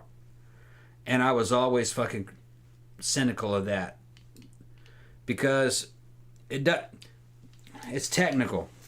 I think there's a very little difference between a full metal jacket and a hollow point bullet. Because any hit that kills a man with a fucking hollow point bullet also kills him if it was full metal jacket. The difference between the two is very, very slender. And the full metal jacket has armor penetration. There's a bunch of different things. It was big businesses involved in the ammo fucking company trying to sell hollow points to the cops. And they were saying, well, we didn't want it to over-penetrate. But no one had ever been killed by a bullet that penetrated through one person and hit another. You know, some people have been hurt, but not killed. So it's hype. Thank you, Gadgy3. What do you say? He says, because why not? Because why not? Yeah. Tila said, it's hard to be a girl. It is. But I prefer it. We're more in touch with the universe. Yeah, that's what I'm saying. I definitely think objectively, I think it is harder. But would I switch? No. Would I want to be a man? No. No. And I don't know. I just, there's something about it. I don't want to do that. I don't want to do that. Somebody said, where was it? Yeah, Tila said, only child here. We enjoy being alone. It's important to be comfy with that. I actually have 3 siblings, all younger, and I grew up in an environment that my parents owned a daycare center, first like an actual daycare center, and then my mom ran a daycare center in our house. So when I was a teenager, I always had fucking children around, always. And plus I have like a zillion million cousins who are most of them are younger than me. So I grew up around a lot of kids. So I grew up around a lot of kids. So when I was a teenager, I said, I am never having children because fuck this shit. Because I grew up around it and I did not like it. And I have never regretted that decision from that day to this. I think I told my mom when I was 16, I'm never having children. She said, you'll change your mind. I'm 48. I've been through menopause. Yeah, that never happened. I never regretted it. But the thing about it is that, I don't know, there's a thing where... The thing is, though, is that you could have children. There are ways to turn the fucking reproductive I could, but I don't know if I would want to. Do you know that little tablet that they give me for my HRT? Yeah. That will bring a woman back into... That'll get a woman's fucking menstrual cycle going back up. If a woman like, I thought about it a couple times. Like, I don't want to get... I don't know. I don't know if we want to get, like, that fucking personal on this shit. But it's like... You can turn that right back on. It's just, why would you want to? You know what I mean? There are other things that are better than that. You know what I mean? But I don't know. I just kind of feel like ever since I was a teenager, and I'm not shitting on people that want to have children. There's nothing wrong with that. My mom loved kids. She had 4 of them. She babysat them. She loves fucking children. My brother is married. His wife had a couple of daughters by a previous marriage, and then they had 2 sons. So they have 4 kids. And they fucking love it. So if you're into it, then that's cool. But it's just like when I was a teenager, I was like, yeah, I don't want to go down this road. And I don't know. I kind of left it open. It's like, oh, maybe I'll change my mind when I get older. But I just never did. I never did. It just, I don't know. I don't think it was because I thought I would be a shitty mom. I don't think that I'd be a shitty mom. I think I'd be an awesome mom. It's just that... I don't know. There was something about that lifestyle. I don't know. I didn't jive with it, man. It gets to a certain point. Once you start getting into your 30s, if you don't have a kid by that time, you probably shouldn't have one, because that's really you're at your prime time really to have one. If you don't feel like having it then you probably shouldn't. That's kind of what I thought. Because you don't have enough, like as old as we are, you don't have enough time left to really raise them. That's what I mean, and it's like I don't want. You could die, you know what I mean, in a couple years, and the kids still be young. That's what I kind of think about, and it's like I kind of think about that, and it's weird because I thought about it more since I know this is weird, but I thought about it more since we got Pookie, because she's not a human child. Don't obviously, live very long, yeah. But she's kind of like. Right. We kind of treat her as though she's a human child. So I kind of feel like we think about her in terms of, who's going to take care of her? Like if we die before she dies or something like that. You know what I mean? She's a cat, but so I can see how that would be like really fucking difficult. Yeah. I don't know. It's like, I'm just really, really glad. I don't know. Every day I'm really glad I didn't have a kid with my ex-husband. I'm really, really glad, because that would have been like a whole different complication that I don't fucking need. You know what I'm saying? Yeah, if you had a kid with your ex-husband, then we probably would never really have hooked up anyway. That's what I mean, because it would have been like a whole... Yeah, I wasn't... you wouldn't have been out at the clubs all the time. You'd have been taking care of your kids. I would have never met you, probably.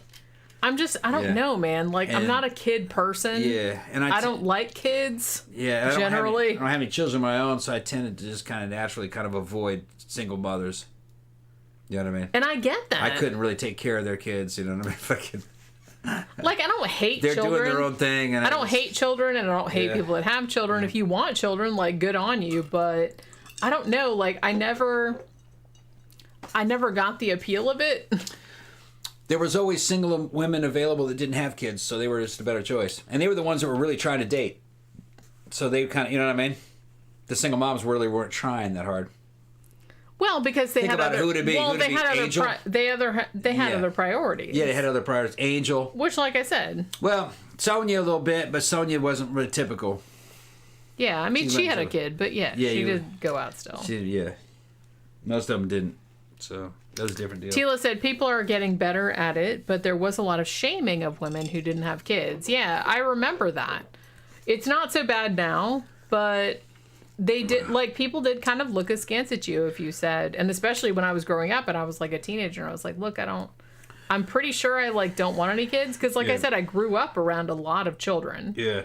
And I was pretty sure that I didn't want that in my life, like from a pretty early age. I could take this shit back to history. You can go back to the old Roman writings.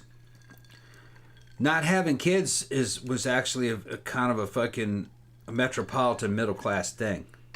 That started to happen even in ancient Rome. The authorities of the time were like worried because some of their best people, most of their best people in their middle class and their professional class weren't having kids. Because it cut into their incomes and it cut into all their fucking party time. Because they were having a good time. Well, yeah, it really does kind of like, it having kids.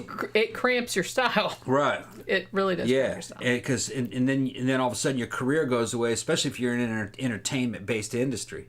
In a military-based industry, being married and having kids, you shouldn't be in the military. I mean, you had a lot of guys that were, but they really shouldn't have been in there. All right. Especially in combat arms. Why would you want to be away from your wife all the time? Why do you want to be away? Because you're never around. You should be a single man. You know what I mean? Adventure shit. I never really understood that. But what ended up happening, is that fucking the Roman middle class started to wane because they just didn't reproduce. And socially, what ended up happening in Rome is that having kids was a poor people thing. That's the way they looked at it. Or a very rich people thing. But rich men had several wives in their career and a bunch of female sex slaves. Well, they didn't have to take care of the kids. They didn't have to take care of any of that stuff. So why would they care? But I would say the closest to a modern person in the ancient Roman system would have been their professional class. And if you read about how they lived and the way they thought, you can really see yourself in them, and their thinking was a lot like the average American. Now, was this a good thing? No, it wasn't. That contributed to the fucking decline of the Roman Empire. But the Roman Empire had to decline. It's all part of a cycle that couldn't continue, and it was in a way of fucking a civilization of injustice anyway, and lots of corruption. Was the Dark Ages even better? No, but that was the process you had to go through to eventually start getting into the modern era. You know, it takes centuries. Just because it took a long time, that doesn't mean anything, man. Our lives are short, and we're just a small piece of this fucking picture being made, you know? Big changes are happening now. All right? I mean, the population was built upon fucking the Industrial Revolution and the baby boom. The industry's kind of over. They don't want to make money that way anymore. And I understand why. There's some downsides to it. Mass production, in the end, starts destroying companies. Because if you make a shit ton of motorcycles, the value of them declines. So you have to make a new one. And then the value of that declines. It's almost like they're putting out a lot of energy and a lot of effort, not just to stay afloat. Mass production was kind of that the Industrial Revolution was all about. It was, in a way, ultimately, by the time the 70s and the 80s rolled around, kind of a waste of time. It was kind of detrimental to business. It's better to make smaller amounts of highly crafted items that'll last a long time. You know what I mean? Well, investment is a lot better. And I was going to say that it's better nowadays because there's not this stigma about people that don't want to have kids. So now people that have kids are people that actually want them and will raise them correctly. Well, instead of just people having them because they feel like they have to and they didn't really want to have them. And it's like this whole thing. So I kind of feel like now maybe there's less, but they're more valued. Yeah, well, mass production and endless growth and endless reproduction of human beings is not really the fucking what's going to happen. What's going to happen is you're going to have declining populations, but increase in quality. You don't need large populations to run an economy. This is going to be fucking devastating to a lot of people. But this is the way evolution is going to happen. A lot of it has to do with the money. Well, like I said, I think that's better for everybody across the board because, like I said, everybody that's born, that's somebody that was wanted. Yeah. That's like people that actually wanted you, and they're going to like raise you correctly. But then you have to look at it this way, though. A lot of people will not have children. So your genome is not passed to the next generation. Right, but it's like what? So, but that doesn't matter to anybody, really. Well, it matters to the people that are trying to pass on their genes. But you have to look at it this way. Let's say you have a child. Okay, that child is 50% related to you. The other 50% is related to the mother. A couple generations later, the offspring of that child, a couple generations later, is not really related to you that much. Might be 10, or at least related to you in the same extent that everyone else in the world is related. Right. You, all of a sudden now, a couple generations later, those children are only carrying maybe 10% of your genome. And that 10% that they're carrying is very similar to the genome that other people are fucking... In other words, random white people. Okay. Yeah, that a couple generations on, it's like it wouldn't have mattered that you didn't, because you bitches are all the same. Once you fucking start genetically, I mean, humans, yes, we're very widespread and shit like that, but genetically, we're not really that different. So you start thinking about it. I had a lot of ancestors behind me. If you go through the paternal line, father and father and father and father, that's great, but you got to factor in the moms too. And then all the fucking other extended family. My great-great-great-great-grandfather fucking looks at me and goes, I ain't related to that bitch. He'd be less related to me than, say, a cousin. Wouldn't even be like a random ass person. Than even a random person. Right. Not even a distant cousin. So you kind of come from nothing and you go back to nothing. Bitch, I met a random ass girl at summer camp and she had the same great-grandfather as me. Yeah. And it's just a random person. Yeah, it was just a random person. Yeah.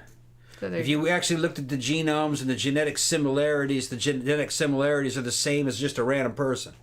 So a lot of what we were kind of raised, the way we're kind of instinctively thinking, because we're programmed to think that way, not real accurate. Your children belong to you. Your grandchildren belong to you. Your great grandchildren don't have anything to do with you. So you're temporary anyway. And when you think about it, the only truths that are really true are truths that are always true and true forever. Which means almost everything is temporary and almost everything is just a temporary state of being. Well, sure. You know, that's 99% of the universe is just fucking a temporary state of being. I've made my peace with that reality, that's got honestly. Jack shit to do with you. Yeah. And I'm okay with that. And 200 years from now, your name will not even be remembered. I'm okay with that, too. And fucking 20 years after your death, you'll be forgotten. Unless you're a famous person. I mean, I've watched friends die. 5 years later, there's nothing left of them other than memories. And then the people that remember them eventually die. All their possessions are gone. Everything they owned is gone. It's not there anymore. Which is sad, but in a way, I think the way that's of the more. Force. Well, that's more an argument for enjoying your life while you're here, because you can't guarantee that you're going to be remembered after you die. So while you're here, do all the shit you want to do when you're here, because maybe no one will remember that shit 20, 30, fucking 50 years after you die. Nobody will remember that, maybe. Yeah. So just do what you want to do. No Need for Me says, entropy always wins out. Yes, it does.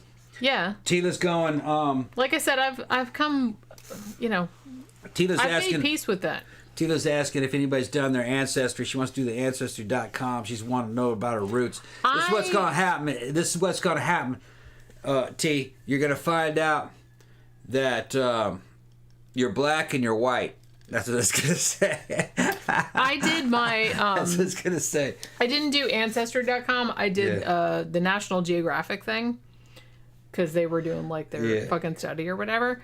I can only do matrilineal. So our shit... I don't know if like National Geographic, they had that whole thing where they did the different haplogroups that were like with different letters. I was U haplogroup, which came out of Africa, like everyone did, and went through the Middle East. My people are from what is now Turkey. That at least my maternal line, because that's all they could do. I didn't I wanted my brothers to do some of the shit so I could get like the paternal, but I don't know. Yeah. But I did that. Yeah, T, if you go on YouTube and just look at people's Ancestry results, it's funny, And fucking one of the things is I watched one where they had some black chick. She got her Ancestry results back, and she was fucking surprised to find out that she was like 40% fucking European. And I was like, well, of course. You know what I mean? Most black people in the United States are 40 to 50% European. Well, and most white people in the United States are probably 40 to 50% black. No, that would be the same as a 40 to 50%. No. Fucking, because that would make it the same as a black person that was 40% European. It'd be the same. If most white people are probably more like, well, you can look on there and look. I mean, you still have some of them that fucking don't have any African ancestry. I have some Middle Eastern in me. Well, yeah, I do as well. Which, was Syrian. And that's because my grandfather, his mother was a Syrian Christian. Which evidently was pretty common back in the olden days. There were a lot of Syrians coming into the United States. I don't really know what the deal is, but evidently that had something to do with even going back to the 1700s. They said that Thomas Jefferson was part Syrian. I don't know what was happening. Well, that's the thing. It had something to do with religion. That's the thing. I just kind of feel like everything is really... Everybody wants to be like this pure one thing or another, but nobody really is. Nobody is. Well, Europeans are Europeans. They're all about the same. There are some Scandinavians. The only thing that was like distinct from what I remember is Laplanders. Evidently, like the Laplandish people are almost their own race. That's the last I heard. But No, I mean, African Americans have been in the United States for a long time, and there was a lot of what they call admixture, which is crossbreeding, lots of it. And you don't really think about it much. If you look at your average black person, they just look African. But if you put them next to an African person, they don't look that African anymore. I mean, it depends on who you're talking about. Well, yeah, because they've been here for generations. Yeah, they've been here for generations. And the same thing happened with me. It's just kind of like I said, my matrilineal line came through the Middle East. Yeah. Mainly what is now Turkey.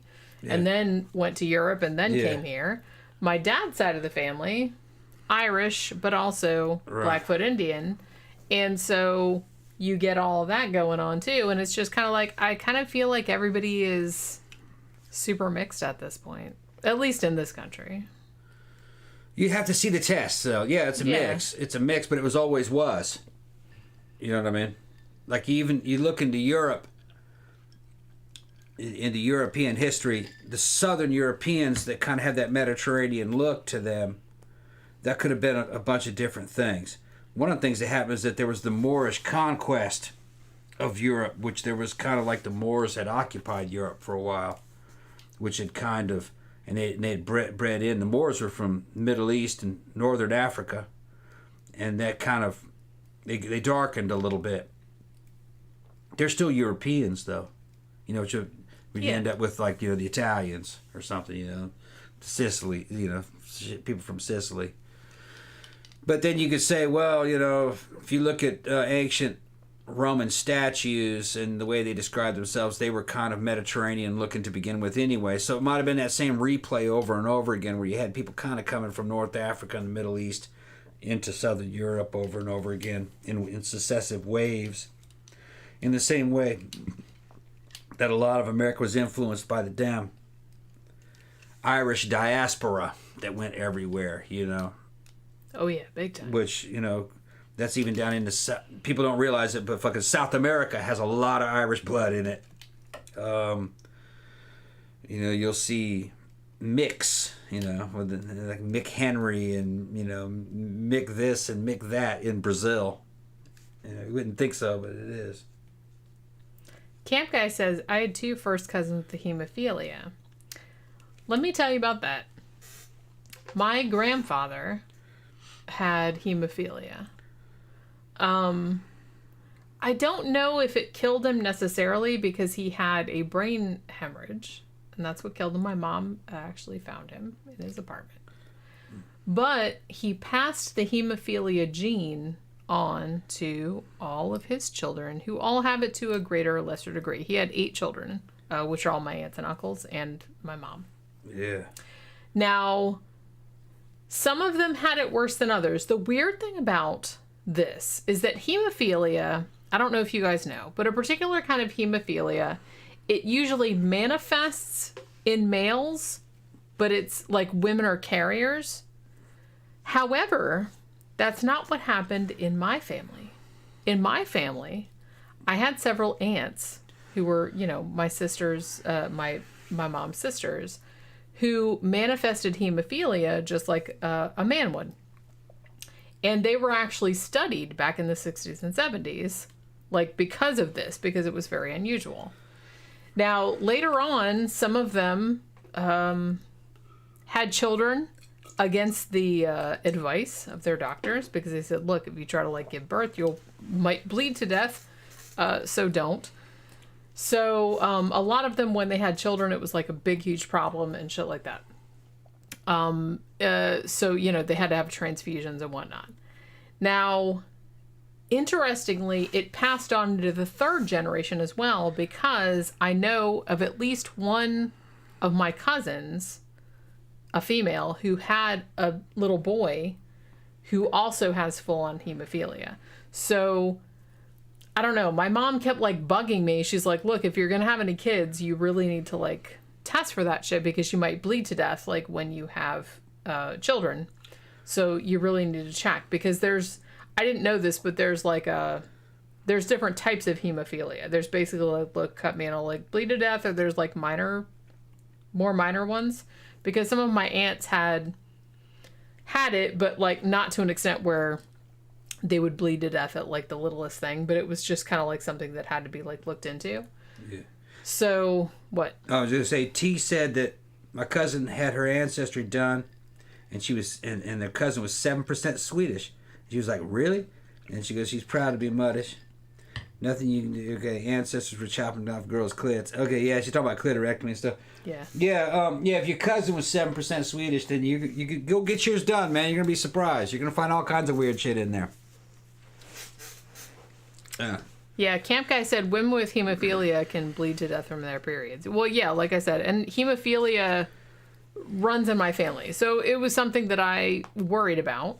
But I mean, because when I was growing up, I didn't have any surgeries. I didn't really have anything that would have caused me to question it. So when I got older, my mom was like, you really need to get checked because, you know, if you plan on having any children, if you get in an accident or something like that, you might like fucking bleed to death without anybody knowing.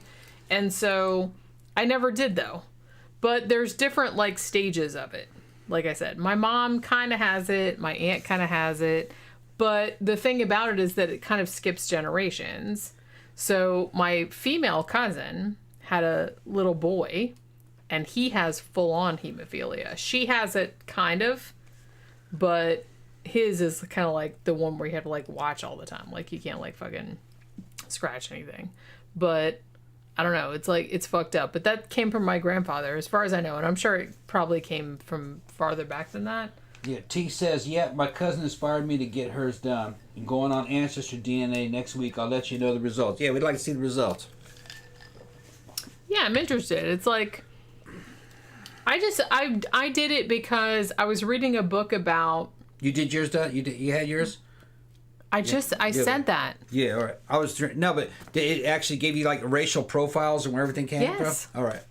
On my matrilineal side. Okay. I just sent on the that. mother side. I sent that, you guys. No, I'm reading the damn comments. Okay. And I'm reading the sections. I can't monitor what you're saying all the time. Yeah, I had that done like years ago. Okay. I had it done like years ago. Yeah.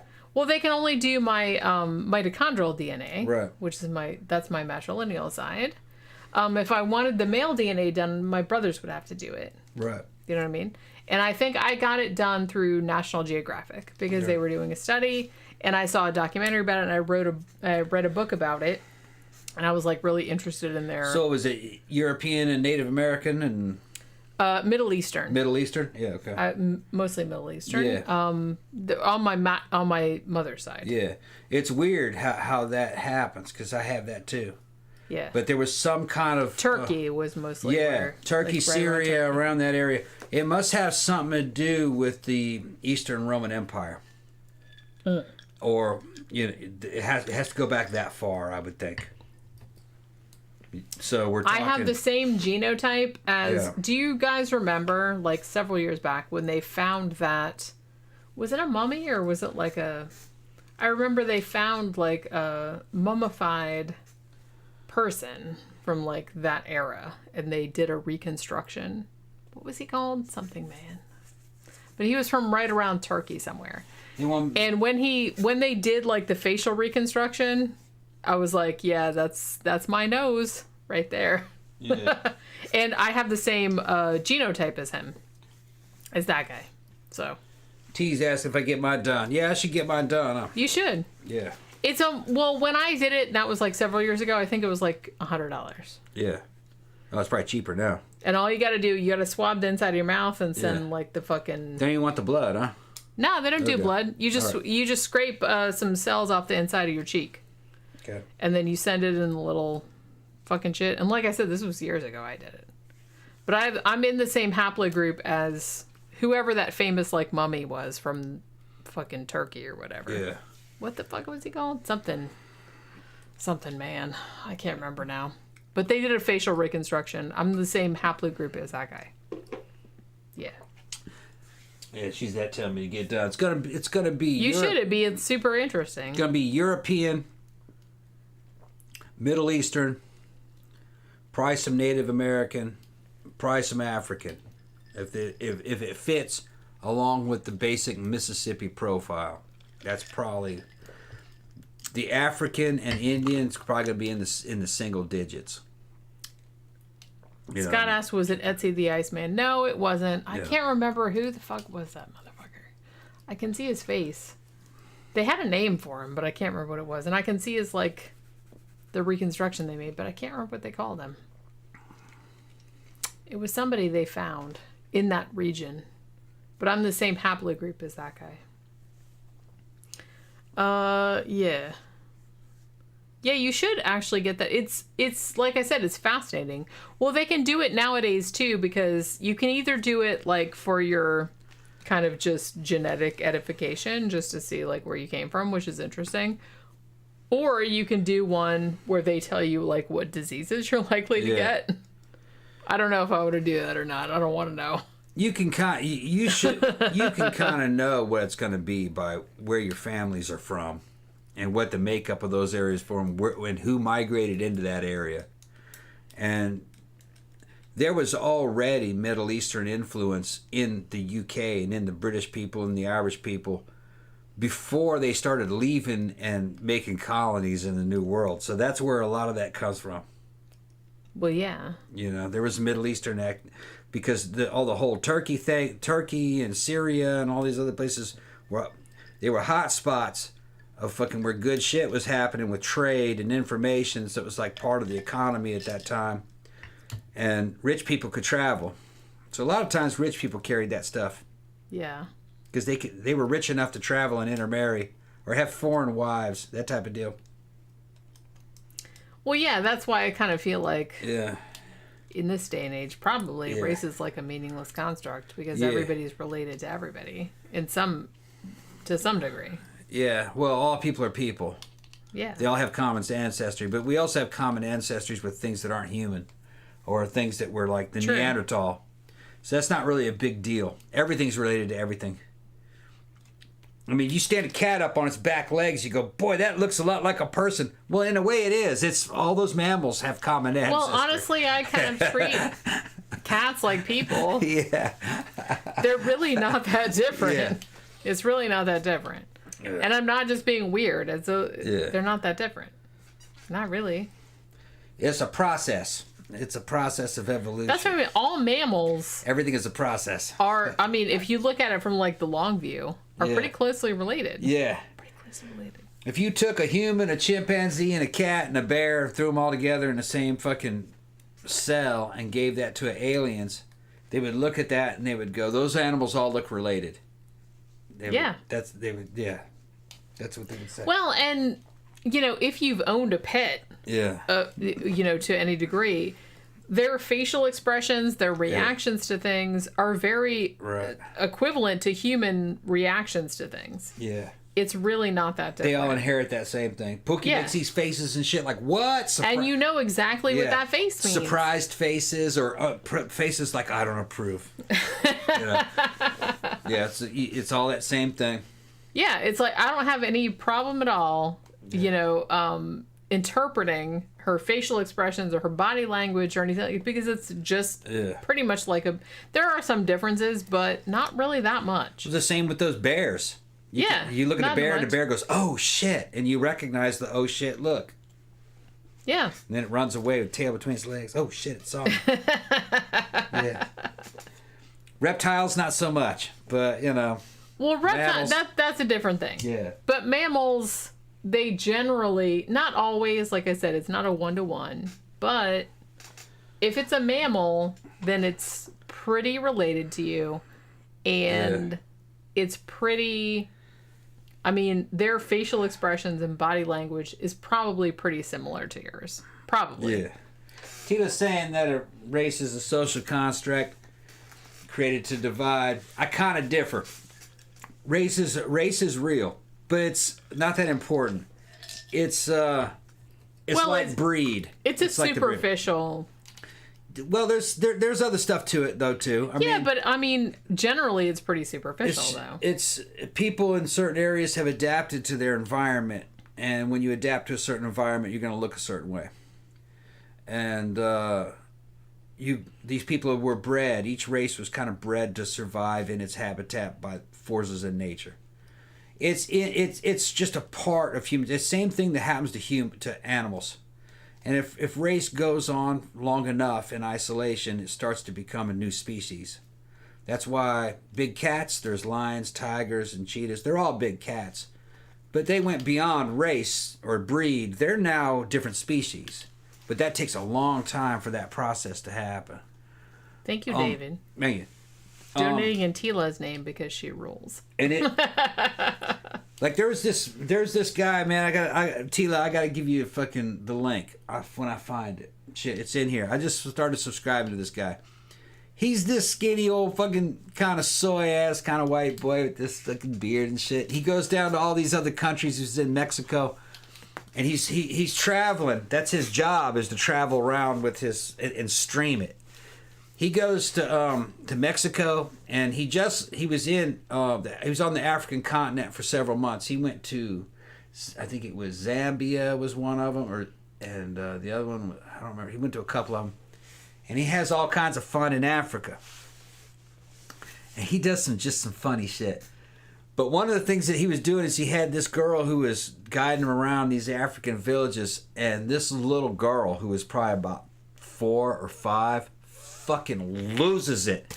This girl fucking starts screaming her head off because she had never seen a white dude before, and it's just, he's gonna eat me and fucking this and that and all. You know, they had to chase her down and fucking hold her still, and she's just fucking, the white man's gonna eat me, and fucking maybe he might. Yeah. He might. The adults are trying to keep her calm. No, it's okay. It's just the white man, you know. And he has to come up there and fucking hold her hand for a while and talk to her. He can speak. He can speak a couple different African languages, and he's talking to her in one. I don't remember the name of the language it was. You can see it. He finally fucking calms her ass down. So there are differences. It is not created to divide us.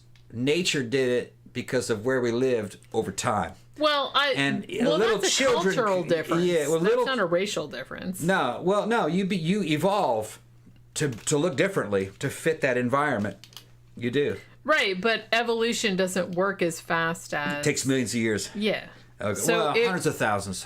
You could take a person that was born there, right, and you could bring them, like, before they were all that old, is what I'm saying. You could bring them to, say, the UK, and you could raise them there, and they would totally assimilate. Yeah, today you could. Right. Not back in the day.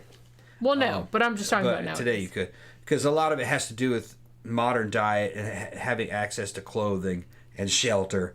You know what I mean? A lot of these fucking changes happened to people that created races was before the advent of fucking clothing. That's how far back it goes. Before the advent of fucking shipping and being able to get certain foods everywhere, vitamin D had a lot to do with it. All right. But no, the little girl fucking reacted normally. She saw a person that was different than everybody else, and she fucking lost it. But the adults and everything knew that there were other people. This is a village that doesn't even have television. Yeah, like calm down. So that's the kind of reaction you would have in ancient times when you're surviving, subsistence types farmers or hunter-gatherers, and you see another type of human that you've never seen before. That's gonna eat me. That's gonna be the primal fucking reaction. That's why you find all those damn cooked pre-human bones that have been stripped of flesh and shit, because they did eat each other. You guys kind of look like me, but not enough. Yeah, you're not enough like me. I'm gonna fucking eat you as food. Yeah, this is not the world that we want to have. This is the world that we were given. All right, and it was the animal kingdom. Okay. But you gotta fucking persevere and get above that, man. White people are white because they evolved in an area where there wasn't enough sunlight to get fucking vitamin D. We're trying to soak in all the vitamin D. Vitamin D, right. Because of our pale asses. And you have places we weren't getting enough vitamins. Places around the equator and in Africa, you had no problem with vitamin D. You didn't need heavy clothing. There wasn't a fucking strong winter. So all that had... The white features are all about surviving in cold environments where there isn't much light. And that's why we look the way that we do. And that's the only reason. Yeah, well, it was selectively bred. But you can selectively breed a person into looking like anything. Especially with genetic engineering that's coming. I predict that after genetic engineering is perfected, people will look like that damn anime VR porn characters. That's probably what they'll look like. Well, honestly, they'll look like... There's no way to predict because people could just, like, predict whatever... I can predict. They could look like whatever they wanted to look like. I can predict what it'll look like. It will be all of the traits people fantasize about on the same person, and that would be like something out of anime. Very thin, big boobs, big eyes, little diamond-shaped head, elongated, real strong. They'll look like something like that. They'll look like a Barbie doll. Because if you look at the way a modern person looks today and you compare that to a primitive like Homo erectus, we are far more sexy looking than they are. They're short little squat bodies. They weren't good looking. And it's because we selectively bred ourselves to look like this. We chose good looking features. And compared to all ancient peoples, everybody on this goddamn planet's better looking than them. Because good looking features win out in the fucking sexual arms race. That's why chimpanzees look the way that they do. They don't have fucking wide hips and big boobs and fucking, pretty faces and shit. Well, they don't have to have wide hips because that wasn't their deal. The reason we have wide hips is because our babies' heads are so big. The reason why we have... it's okay. I read all this shit too, Jenny. It's a lot more to it than that. You have intelligent creatures that are intelligent enough to understand Gestalt and the difference between ugly and beautiful. That slowly starts to create better looking, more intelligent, more beautiful things. It's kind of like, it's a chicken or the egg type of deal. Yeah, the hips had to be wider because it had a bigger head and a bigger brain. But it had a bigger brain and it could grasp the idea of beauty. And one thing kind of fed into the other. But what made a human is that it had pride in what it did. It didn't just make tools, it decorated tools. It didn't just throw rocks, it tried to throw rocks better than the competition. And chimps, even though they're intelligent, and gorillas, they're pretty intelligent, they don't do that. They don't compete with one another. They don't put on jewelry. You know what I mean? They don't. Only because they haven't figured it out yet. They're not intelligent enough. Right. They don't have that kind of appreciation left yet. But, if you were to fucking expand through genetic engineering... But they get the concept of that, though. Nah. I kind of feel like they get the concept, the general concept of that. Not according to what I've read. It's like the difference between a chimpanzee can do certain things. It has a real strong, has really good memory. It should have a little bit more intelligent than a human child. But a human child can speak, and a chimpanzee can't, and can grasp language, and a chimpanzee can't really grasp it that well because symbolism isn't quite there yet. And then you have humans that can create fucking classical music. And to something that would be more intelligent than us, that classical music and all that high art would be like something that a chimpanzee could do. So it's all kind of like... we see ourselves as something real high-minded because that's all we have to compare it to. But if we start talking to aliens, which would probably be some kind of AI, an alien could come down here, and our best minds would be like, their children could do that. That's what it's going to be like. Well, yeah. And they're not even going to fucking consider us as being really intelligent. Because we're not. No, we would be like a chimpanzee compared to them. Yeah. But one of the things that I've seen with anthropologists said, I'm not pulling this out of my ass, the difference is that humans have a sense of pride in craftsmanship and workmanship, and they compete against one another for a lot of different things in social status, and that drove evolution forward. Without that, it kind of stagnates. You just stay in the animal kingdom. Let's see what everybody's saying. I gotta pee. Okay. Talk. Yeah, I'm gonna talk. It's getting late. We probably ought to end the damn stream. How long we been doing? I don't know. Okay. We'll go to the bathroom. It's still daylight out. Yeah. That tells you anything. It's not my idea, Dean. I got that from anthropologists that talked about it.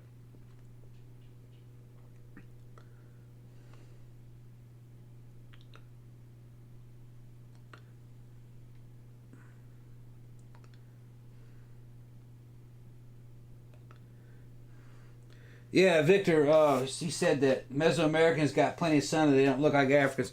The thing is, though, is that a lot of the major racial traits didn't happen in the modern era. And the Mesoamericans, all that shit was much later. We're talking about a long time, even like before humans. Some of that stuff was even before. Some of that genetic information that created things like eye color and hair color and texture and skin color, a lot of those genes existed before Homo sapien. So it goes that far back.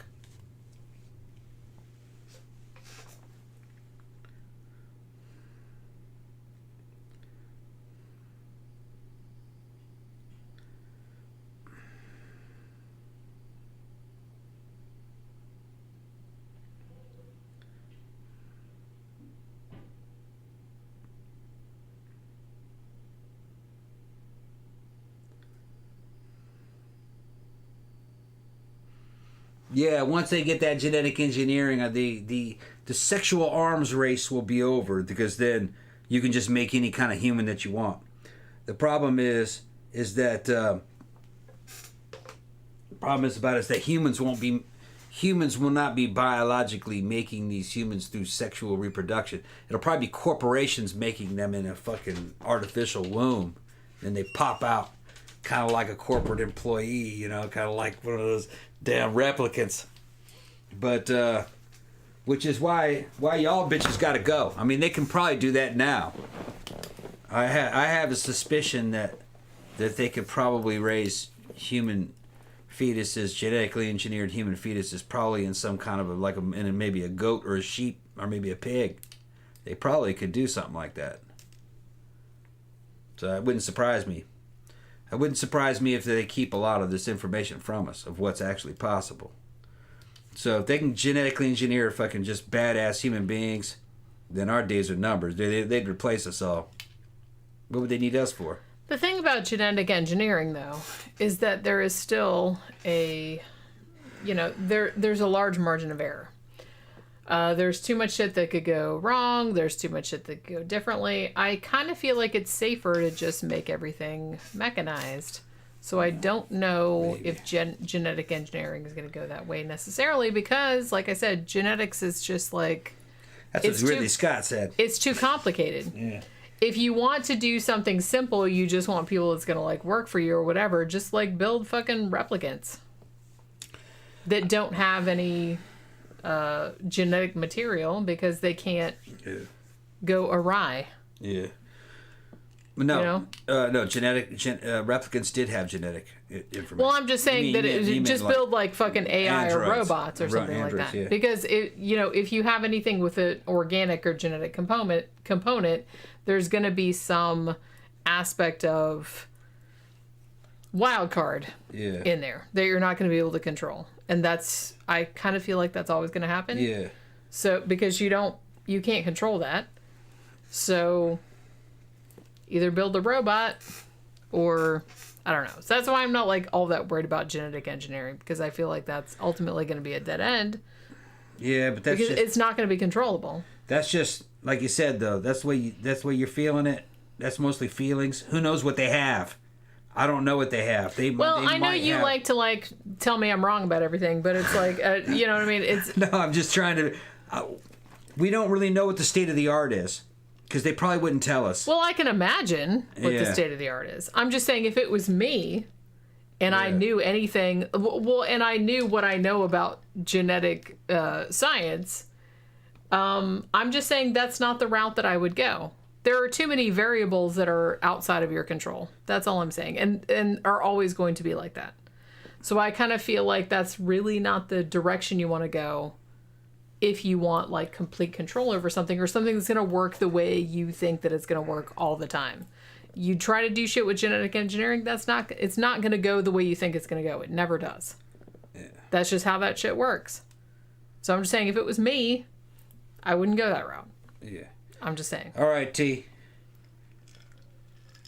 The name of that channel is called Sabbatical. And this is, I'm trying to see where the little kid starts screaming and crying.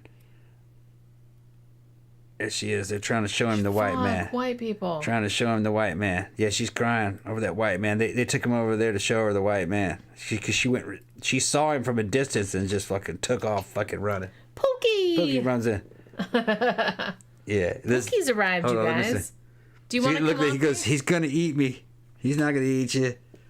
Aww. He's not. There, look. He might eat you. See, Okay, come on, Poke. She tried to jump up here earlier, and like everything slid off, and she got really upset. He's trying to settle her down. She's eating your wig. She's gonna be, don't eat the wig, Pokey. See that? Trying to settle her down. Yeah. She's like, I don't like this situation. Yeah. Not one It's an interesting channel. It's called Sabbatical. Come here, Poke. And then like he almost gets forced into she ran out. He scared her. He almost gets forced into polygamy. Into polygamy. He goes into a bar, and the woman that owns the bar said, "Go over there and talk to my daughters." And the daughter, this is their Messiah, and they're both trying. They're telling him that he's got 2 wives now, so they're fucking with him. He started fucking. He's messing with. He buys everybody's drinks and shit. He's like, all right, it's fucking funny. That's cool. Yeah. Yeah, they're teasing him and shit. It's a good one. Sabbatical. That's a good channel. Yeah, I just kind of feel like if it was me, if I was some big like supervillain corporation like Spectre or whatever, and I was trying to like make a bunch of drones that didn't question me and blah blah blah, I would totally not go the genetic route, because it seems like a lot of investment into science that's not going to go the way you think it's going to go, because there's too many variables that you can't control. Too many variables you can't control. You might as well just like build some fucking AI. And even in that direction, even AI has some emergent properties that you can't entirely control. But if those are your 2 options, I would go completely, digital AI kind of shit over genetic engineering, because genetic engineering, you're just going to get too many fucking emergent properties, and you're not going to be able to control like the outcomes the way that you think you're going to be able to. So how long have we been streaming, Jenny? 3 hours and 36 minutes. Okay. I think it's about time we shut this shit down, man. You think so? I mean, I've been streaming too long. I've been working for 3 hours. Dean asked me if I liked the old Basil Rathbone Sherlock Holmes movies. I do indeed. Actually, I really liked Basil Rathbone. We should do one of those. We should review one of those. I didn't see one. Scott says we can't even make the internet work properly. Yeah. That's what I'm saying. It's like, that's why I'm not like super into like all these conspiracy theories. Oh, somebody's like running all the shit. It's like, dude, I can't even get fucking Facebook to work right. So come on. Nobody is like smart enough to figure that out. There are too many things. There are too many people involved. There's too much technology involved that most people don't understand. There are too many things that like you do this thing and it does these other things that you didn't expect. Too many emergent properties. All right, see you. No need for me. See you around, bro. Yeah, you can't control it. Yeah. So that's why I don't worry about it, because it's just too fucking ramshackle and it's too random, and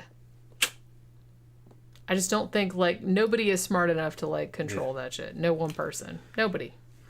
Sorry. There's just too much shit going on. Every time I watch Blade Runner, says Gramthars Hammer, I see actual predictions of the future, like when Deckard Zoom calls Rachel. I